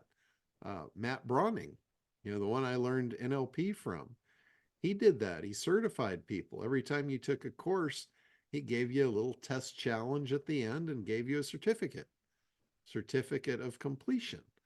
Like, you know, for me, this went right directly in the trash, but for a lot of people, they'd hang those things on their wall. It meant something to them, you know, but just because it didn't mean anything to me didn't mean that I didn't learn from it. I learned these things have value to certain people that are willing to pay for things. So why not offer them? You know, I went as far as there's a company that you can buy products from. Like if you get an LLC and they want part of the product in the kit, when you buy an LLC kit or a corporation kit, they give you a stamp that stamps your documents. And they give you the little gold seals and you punch the gold seals. And now you have a gold seal stamp that you can put on your documents. I sent in and I got one for the Association of Internet Dominators. I didn't even get a corporation. I just bought the stamp. You know, it was like 35 bucks. I bought the stamp and the seals. And then when I would give the certificates, they had the gold seal from the Association of Internet Dominators. I mean, it's cool shit. And it's so easy. It's so simple. But, you know, that sometimes gives people the confidence that they need. If any of you need a gold stamp to let you go out and sell, I will stick it for you on a piece of paper and send it to you. If that's what it takes, I'll do it. So, but anyway, you know, okay, we've gone way off the rails now. But John, I have to say something. Yes, it's a lot better than Malinchek. Malinchek certification was everybody raise their hand and he stomped his foot on the ground. Says, "Now you're all certified." At least you give us a gold seal. Well, I go one step more. I'll give you the gold seal. Do we have time to review my one page that I'm doing a live presentation April 18th. Okay, yeah, we've got a couple of them I'm gonna do. Okay. So yeah, we'll put you in on the third one here. All right. Thank you. So before I go into the reviews, one thing I wanted to cover, and I started in on this, I don't know, probably a half hour ago, never got to it, is the affiliate stuff. So a lot of people have been, you know, asking me about the affiliate stuff. And it seems a little complicated, and it can be. It's not as simple as I've always said it is. So I'm going to admit that right up front. But if you want to be an affiliate of mine, all you have to do is go to internetdominators.com, scroll to the bottom of the page where that little Association of Internet Dominator logo is. You'll see it. And then there's a link down there that says become an affiliate. That's all you have to do. If you have a Kartra account, it's going to sign you into your Kartra account and log you in as my affiliate. If you don't, it'll let you set up a free one. You don't have to pay for it. Just go through the process or whatever. And then you'll have a Kartra free account where you're part of the affiliate program. And then you're signed up as one of my affiliates. That gives you that Kartra login where you have to go in. Any affiliate is going to require this of you. You have to go in and you have to sign the W-9 form for taxes. You have to put in your tax information, and you have to put in your payment information for how you want to get paid. With mine, I know a lot of you guys will go in there and you'll put PayPal. I don't do PayPal anymore because they ripped me off for almost 15 grand. So I refuse to do business with PayPal. So if you put PayPal in there, I don't have a way to pay you. So I have to pay you in other ways. What I tell everybody is either put check, and I'll literally send you a physical check. I don't write them out. They come from the bank. The bank, does this check send automatically. But if you want to check, I can do that, no problem. Or we also do Zelle now. If you've got a Zelle account, you can just give me your name or phone number and I can set up a Zelle account, and then I can just shoot that right into your bank, every month. So the other thing that people have been asking about is the second tier. In my affiliate commissions, I have a second tier level. It's referred to in the Kartra system as a JV broker. So if you're a JV broker, what that means is you can sign people up for my affiliate program. And if you do, and they sell something, you get the second tier commission. So like for instance, with Acquisition Air, if you find somebody say, hey, I got a bunch of people that could use Acquisition Air. I want to sell it as an affiliate. You could go in, sign up as an affiliate and sell them. You would get 50% of the first month and 25% of each month after that of their platform fees as an affiliate. If you had an opportunity where you said, hey, I know a group of people, or I know this one guy that's got a ton of people that he could sell it to, I want to set him up and I want to make money every time he sells it. That's a JV broker. So you go into my affiliate program and you get your JV broker link and you give him that. You say, here's the link to sign up for this cool affiliate program. He signs up now and you're automatically tagged as his JV broker. So let's say he signs up, he gets together with me. I do a webinar for 100 people and 20 people purchase through his link. You're getting paid on all 20 of those people. So the way that works is the JV broker gets 25% in my program for that product. So the JV guy, or the affiliate rather, is getting 50%. When he gets 50, you're getting 25 on top of that. So I'm literally giving 75% away. You can get 25% of that cut. On the back end, here's the really cool part. On the back end, the affiliate drops down to 25%. You remain at 25%. You're making as much as that affiliate by being their broker on the back end. That's forever. That's for as long as that person's paying for that product, you're making money. So at that point, you become a hunter.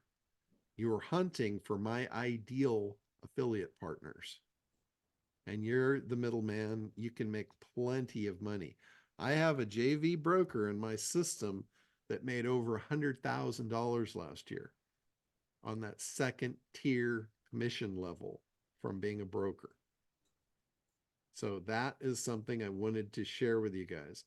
If you don't have people that you could sell it to, or you don't want to sell it, you might be able to find the people that have the list and the groups. And by you bringing it to them, you're bringing them a huge value, because you're bringing them a vehicle they can make a lot of money with. So that's a huge value for you to be able to bring to them. Just make sure they use your affiliate or your JV broker link to sign up as an affiliate. Otherwise, there's no way to track it. So if you do it right, you will be their broker and you will get the broker commission automatically. I just send it out the first of every month. You just get paid. So that's a really cool way to go. So anyway, that's covered. Any questions about that? I know when you here's the confusing part that people get when they sign up to be a affiliate for me. They go in and they pick their product, like they might pick Acquisition Air, and then they click on it to get their link. There might be like 5 different links to choose from. And the reason for that is I might have 5 different offers. Like for ACT, for instance, if you wanted to sell ACT, I've probably got 12 different links in ACT. You could sell ACT at the full-blown retail price for $2,000, 29 bucks a month. You're going to get 50% of that. You could sell it for $9.97. There's a link in there for a half price offer, $9.97. There's the offer for 75% off at $4.97. It gives you the ability to now promote it as, because you're my member and you're coming through my affiliate link, you're getting a special deal. So it gives them incentive to use your link to do it. You know, and I don't care how much you sell it for. I've got a link in there where you can give it away for free. If you don't want to make any money, then give it away for free. You know, you'll make the money on the 29 bucks on the back end, but on the front end, you have the ability to make 50% of whatever you want to sell it for. Totally up to you. I've got links for 97, 197, 297, 497, 997, and 29 or 1997. So you just decide how much you want to make, and then again, you got to sell it for that much. So it's going to take you a little bit more to sell a $2,000 thing than a $497 thing. So John, there's got to be a way to use Acquisition Air to create the leads to send them to your affiliate programs. You've got to be thinking about that. there absolutely is, but do I want to do that? No. That's another opportunity. You could not only do that with my stuff, Richard, you could do that with any affiliate link. That's lead gen. There is a massive industry revolving around lead gen. That's what I'm talking about. You find the guys that do that and are good at it, they want to buy those leads. You'd be way better off just selling the leads to those guys and let them make the affiliate commissions, just sell them the leads. You know, do the least amount of work for the maximum amount of money. Because with you'll make a sale and you'll get paid that one sale, but if you give them leads that they're going to make money with, they're going to buy a shitload of them, and they're going to keep buying them month after month after month forever. So one sale, make a whole bunch of money, or work your butt off to make one sale. Nah, I'll take the other option. So, all right, cool. So let's wrap this portion of our programming up for today, and we'll get on. I'm going to show a couple of sites here. So let's go. I'll share my screen. All right. So this is the mastermind site. If you guys go to the internetdominators.com/ignite, this is Perry's sales page. So this is where you can see all the stuff of all what he's doing, and you know, I won't go through it, but that's the page you'll get, so you can see all of his stuff. But Sue's stuff, so anyway, this is the new beginnings. So this is basically just a review of this. And I assume, Sue, that this is the page they land on to sign up, or is it the waiting list? Oh, there is another waiting list, and one is this is the waiting list, and another one is the membership site. Okay, so do they The come? to this? waiting list has become too wordy. I need to yeah, it's just too wordy, so I just need to change that. Okay, so which page do they come to first? This one? Oh, right now waiting list because my site is not ready. Oh, so Yeah, you this don't is the wanna- waiting list. Yeah. So you don't want to review this? No, I want to review waiting list because that is the one where they are coming right now. Okay. And the main membership site will be open maybe after 15 days because right now it is not ready. Okay, so they come to this one first. Yeah. Okay, that was my question. So if I'm coming to this site first, I see what basically is a welcome to something that's not there yet, which doesn't Yeah. make a lot of sense to me. Okay. I have no idea what it is, and I see a whole lot of fine print spread across a page that I'm gonna have to go like this to read. Okay. So it's a very bad user experience above the fold. I know.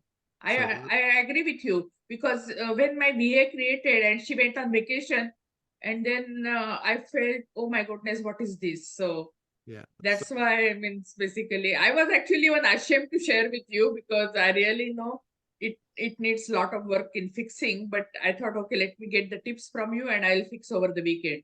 Okay, so here this looks more like what should be above the fold, the join the waiting list, Okay. and this, but I still have no idea what this is.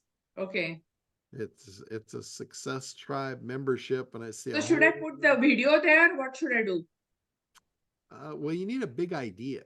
If you want someone to take an action, you need a big idea here. This is like just a statement. This is a community of champions cultivating success. So it's like there's a this is a lot of work to try and figure out what this is. So you need to basically, the design looks great. Like once I'm interested, once I'm sold on the idea and I'm going to dive into it, the design is fine. This stuff looks good. This is like what's inside. But I would never get to this, honestly. I would have never gotten that far down if I came into the top of that page. Okay, so tell me, show me example. How can I fix it? Just show me example of good membership site and I can fix it. So let's see. So this is an example, and I don't know that this is a great example. Perry kind of just fired this up, but it says what it is, Ignite Mastermind, and then it's calling out who it's for. Okay. Are you an otherwise smart person struggling with making your online business profitable enough to give you the life you deserve? And he says, well, you're so screwed. So, I don't know that this is the greatest example, but this is a big idea. Finally discover the 4 big secret weapons being held back from you and the real reason you cannot win without them. So it's an intriguer. And then he's got this. Now this is AI. I can tell you that image right there, Ryan Dice, has been cut and plugged in, and Perry's the same one. I don't think this is a real image at all, because the it just that cut right there doesn't look real to me. That aside, whether that is or not, he's got these multiple big headlines that jump out at you, and then he draws you into a story. This is all a story. If you read this, you get sucked into this story. But he's pulling you in with these big headlines. Okay, so I got the point. I need to have multiple big headlines and then I have to have story. Yeah, you need a big idea that grabs their attention and pulls them in and makes them want to read more. Okay, And then you can take them into the story of why they need this. okay. That's what you should be doing on pretty much everything. Big idea is always the front end of any marketing campaign. So David Ogilvy, I don't know if he's the creator, but he's the first one to bring it to light and put a name on it of the big idea. He basically said any ad campaign that does not have a big idea is going to pass like a ship in the night. That was his direct quote. And what he meant So by my big that, idea over here is like a comprehensive resources. So I can make a tagline based on that. yeah. So a big idea is it's three pieces. It's a promise, a unique delivery mechanism that delivers on the promise, and then saying it in a intriguing, compelling way they've never heard before. If you go into the big idea lesson, there's a bunch of examples. I think there's like 17 different examples that I break down and show you the pieces, how they work, why they work, all of that. I think I should do that again. I should go to the Yeah. training again. Yeah. Yeah. Yeah. So check that out and build yourself a big idea and then bring that on and we'll review the big idea. Thank you. Yeah, absolutely. And then Yeah, because when I saw this, I really felt something is totally wrong. So that's why I wanted to. yeah, Yeah. Thank definitely. you. And then I know Woody's not on here, but I wanted to take a look at this for him and he'll watch the recording. So this is basically a page to sell his membership. And again, this needs a big idea. John, Like, sorry, I'm here for Woody. That's not the right page. I can tell you the URL really quick. okay, what page are we looking for? It's the same. It's forbiddenelvis.com/membership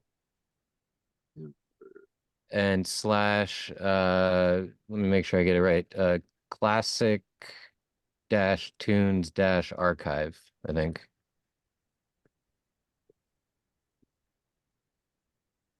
Like that? I think so. Yeah, try that. Let's see what we get. Could be a email capture. Is that the right one? Yeah, it's this page, and then if you just punch in any old email, the next page is the sales page. I just wanted to show you the whole sequence here. So this would be the landing page after a Facebook ad. Okay. Exclusive Elvis demos. I don't know if I really kind of flush this out for you guys, but one of the things that you could do is you could take that music. I know it's not by Elvis. Mhm. You could take that music into an AI program now, and you can train the AI program with Elvis's actual voice. Then you could play the music in there and have it do a voice swap.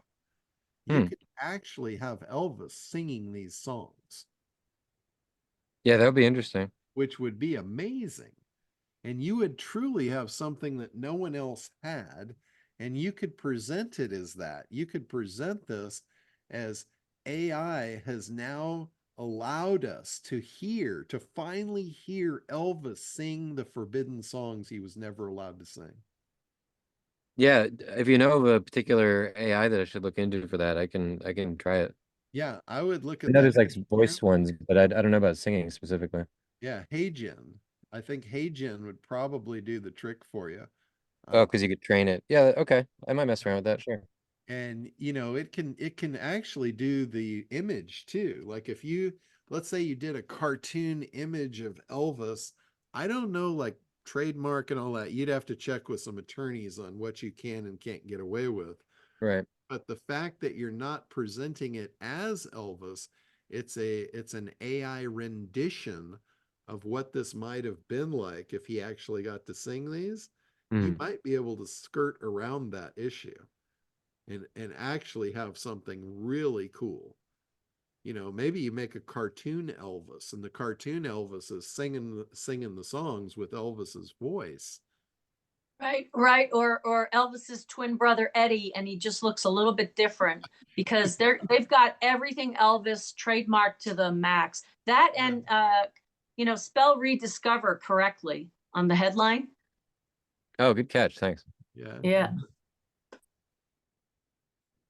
Yeah. And what you're rediscovering here, I don't know, like golden era, I don't know if that's like in tune with the language of the avatar.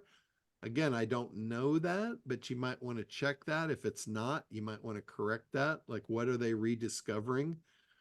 Like rediscover the, the music that never was, something like that. And then exclusive Elvis demos, a treasure unveiled. Here, that is a promise that these probably aren't. These probably aren't really Elvis demos from what I've gathered, from listening to, Woody. You need a big idea here to get them to opt in.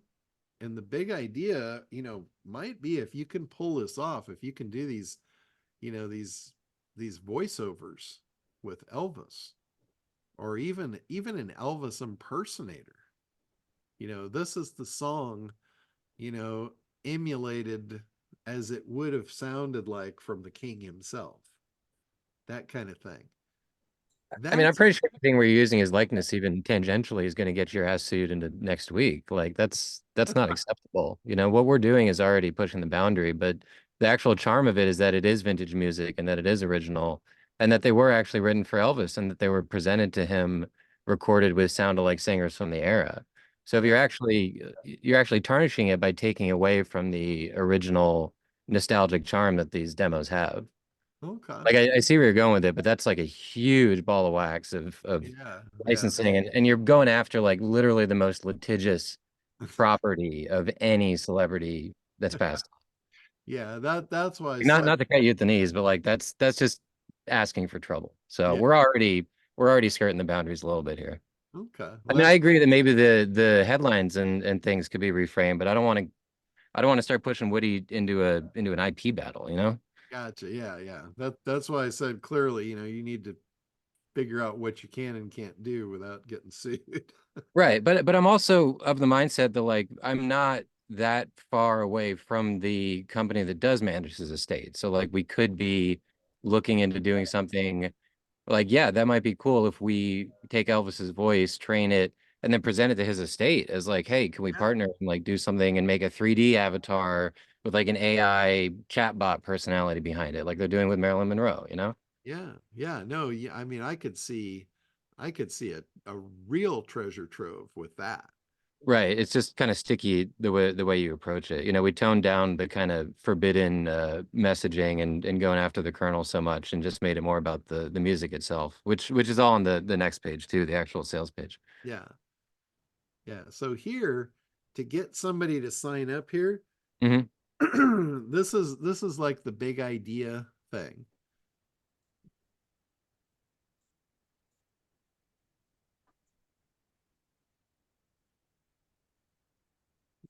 Exclusive. Yeah, I think what I do is I probably put the big idea on the second page and kind of neglected that this is the true landing page here. So on the second page, I made it more about how the demos were supposed to be destroyed as sort of the big idea. I guess you're just looking for something in there. Yeah, just kind of priming the pump for engagement, community talking about the membership later on in the funnel. Yeah. See, this is more what should be on the other side. Yeah, that makes sense. Check out because here I had to get in here to figure out what it was. Yep. So Yeah. so just pulling this back up to the other page, I think would give you a winner. Yeah, good call. And then here, this should be just welcome text. Yep. Welcome and telling them what to do next. So you just need to kind of swap that. Sure. Get instant access. So here this is where you're trying to sell them. Is that Mhm. correct? Yeah. Okay. So get instant access. That's a call to action. That is it's basically your order button. Mhm. That should come at the end of your sales presentation. Now, I don't know if the video is the sales presentation. Is that what the video is? It's a preview of one of the songs, so it's just a few seconds, but yeah, it gives you the gist. Okay, so you need that to be at the end of the sales presentation.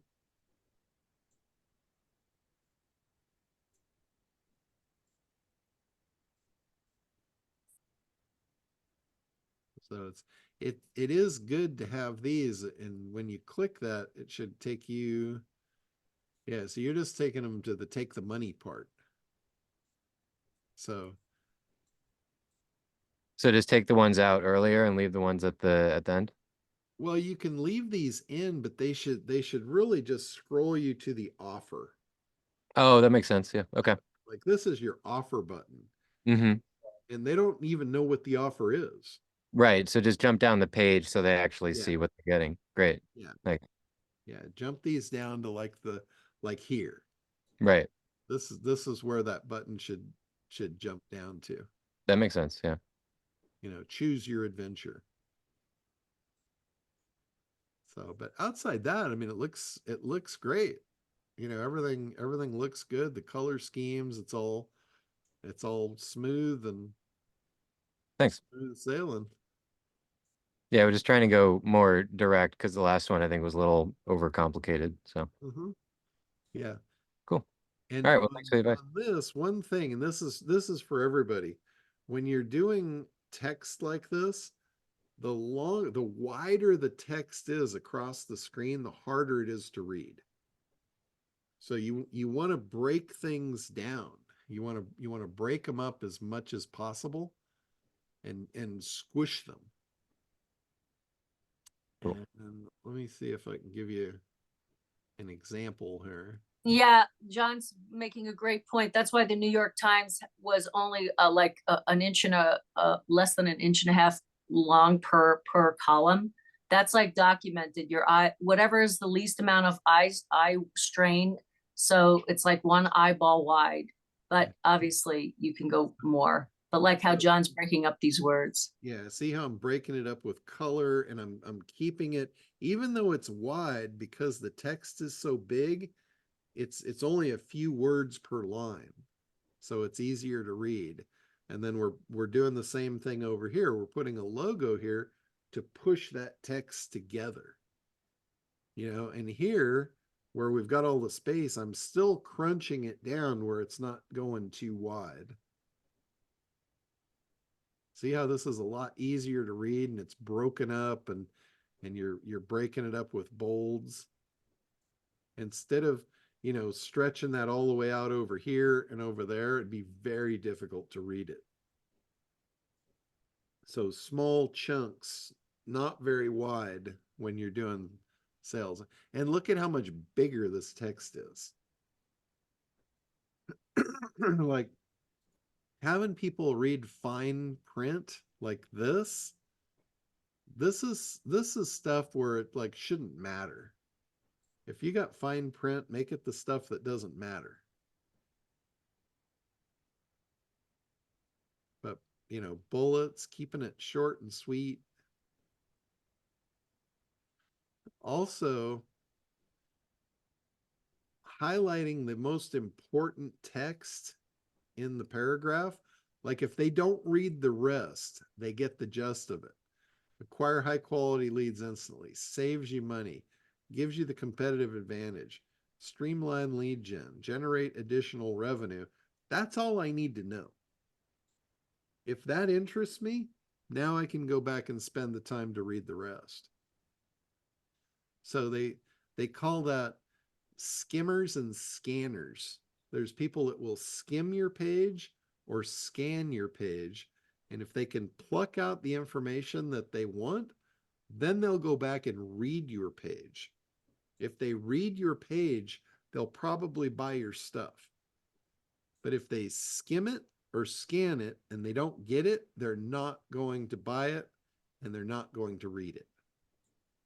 So that's kind of the rule of thumb of copy, is make your copy to be skimmed and scanned to create interest, and then make the copy to sell it. But don't make them have to read the whole copy to decide if they want to continue reading. That's why this is broken up and done the way it's done.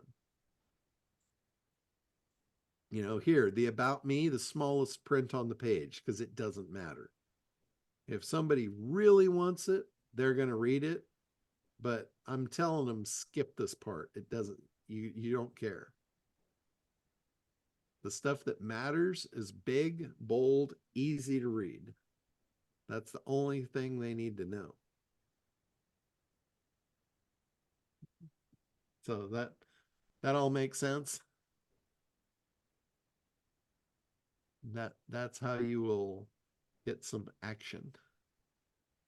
So, all right. Anything else we want to cover here?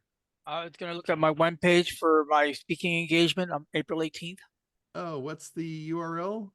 No, I sent you the text. I can share it on screen if you want. It's a Word document. It's just one page. Oh, okay. Is that needs that basically, you want me to help rewrite that one, right? No, I just want, well, that or you review it. You know, I based it off remember your letter that Yeah. you rewrote my letter? Then I took that as a basis, and then I added a few extra things to fill it out. And then I have to send this to the ABAIE organization so they can start pushing it out to the members for the attendance. Okay. So the first thing is, it's in a font that's hard to read, Okay. and it's all Change font. bolded, like yelling. The Okay. bold should grab attention of the things, just like what I just showed. Uh-huh. They should be able to read just a handful of bulleted things that should tell them exactly what they need to know to actually go Okay. back and read it. Okay. All right. So you strategically pull out the things to make it skimmable and scannable. Okay. And then that should read that, when they read that, they should say, okay, that I'm interested in that. Now I'm going to Okay. go back and read it. I was thinking of doing like bullet points, cut pieces and cut some words out, just go straight to bullet points. Yeah. So that would be more like what you're talking about. You could do it through here. You just have to bold the words, so when they look at it, that pops out and they're like, oh, I'm interested in this. I want to read this. Okay, so then the bold part would be in the first line would be that. So that was the hot on the internet 24/7 zip code. Well, we know the jargon. And then CRM connecting to their autoresponder.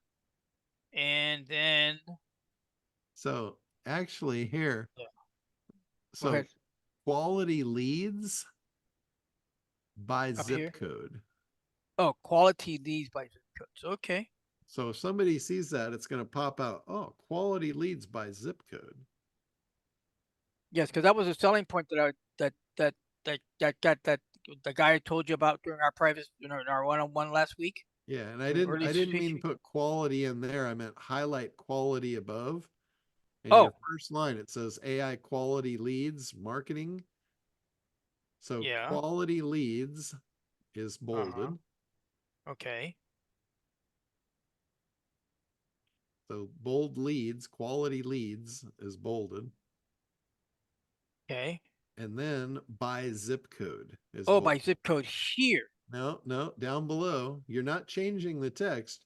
You're reading the text and you're plucking out words to bold. Oh, I apologize. Okay. So when they scan it, they're reading quality leads by zip code. It pops out. Got it. So no, this here to here. Yes. Boom.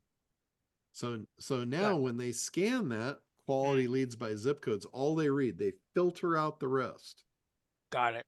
Okay. So when you're looking at your big chunks of text, pop out the words. It's almost like a decoder.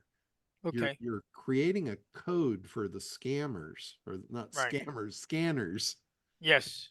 to pop out in like they'll look at a big huge chunk of text, and at one glance they'll know if they want to read it or not.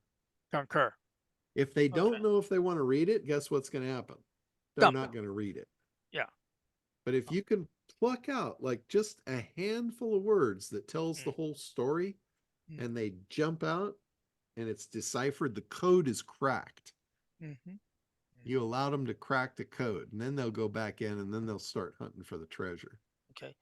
So paragraph 2, unbold this or leave it alone. So, well, just go through based on what I just told you, and just do that, and then we'll Got look it. at it again. All right. Super. Thank you. That's how you do it. Okay. Allow them to crack the code with a handful of clues. So in other words, the way the way I want it, if I was a POV customer, what words would stick out to me in bold those?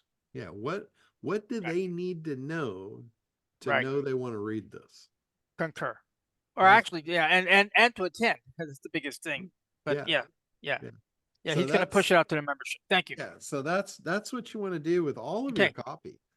Right. Because it takes a certain volume of copy to get your thing across, but you got to get them to read it. And if it's just in a big chunk that's hard to read, they're not going to read it. Right. So if they don't read it, you don't win. John, I recently got a promotion for a new thing. Guy's a specialist in email marketing, Marcus Anderson, and he says that bullet points will increase your response rate and stuff on emails like 40 or 50% just by doing all bullet points, because it's probably tapping into exactly what you're talking about. Yeah, that's what I just said is a way to bullet your stuff without bulleting it. Like if you need to communicate a volume of communication to communicate your value, putting it in bullets might not do that. You know, like with Perry does a lot of copy in story. He'll write a story, but if you look at his story, if you scan it, you can pluck out the meaning of the story with just a handful of words that are bolded that jump out and decipher the code for you. So that's also a thing in NLP. You know, Jay could probably tell you the depth of the depravity on that one. But it's about how the mind filters. And then we are deprived indeed.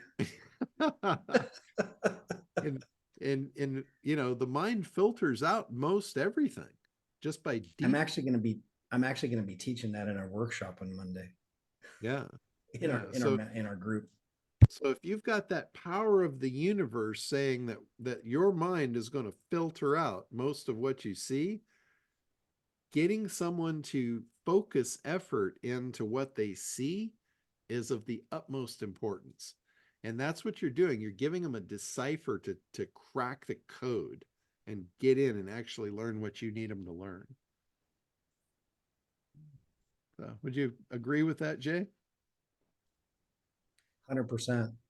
Yeah. Our subconscious minds do two things primarily. I mean, they do a lot, but they recognize patterns and they recognize changes from patterns. And filter out the rest. And everything is filtered into pattern and change, basically. So it filters out 99.996% of all the data that we're exposed to. Yeah. So if you recognize someone's pattern and you make a change from the pattern, that can shift their awareness to whatever the change is. So that's not a secret at all that I'm not giving you. I like that. Did you say that's not a secret I'm not giving you? That's right. That's right. Awesome. I love that stuff. Did you notice how your mind just, I gave you an example, right? I shifted from a standard English pattern and I messed it up, and your brain caught the change. And you went, wait, what? So all of a sudden it's like our that standard little operating system just goes, huh? That's a shift in the awareness, right? It's from shifting a pattern, a trans pattern, and it said something different. So that would be You're a welcome. pattern interrupt, correct? Yeah, it's like live demonstrations are us. Awesome. Cool. All right. Well, with that, I'm sure the tops of your minds have all been opened up and blown clean off. So, and we're over we're 2.25 hours now. So I'm going to go ahead and Ron, I just got a simple question so I don't call covered that. some. Sorry, I wanted you to look at my another site, but I guess we're gonna close. Yeah, let's hit that one on next week. So just bring that one on back and take what you learned from this week, put it into that, and then we'll take a crack at it. All right. Well, cool. Thank you all for being on here. Another great week. So we keep unearthing great stuff. So keep on bringing it. And we will talk to you all next week. Happy Easter, everybody. Stay safe. Yep. Yep.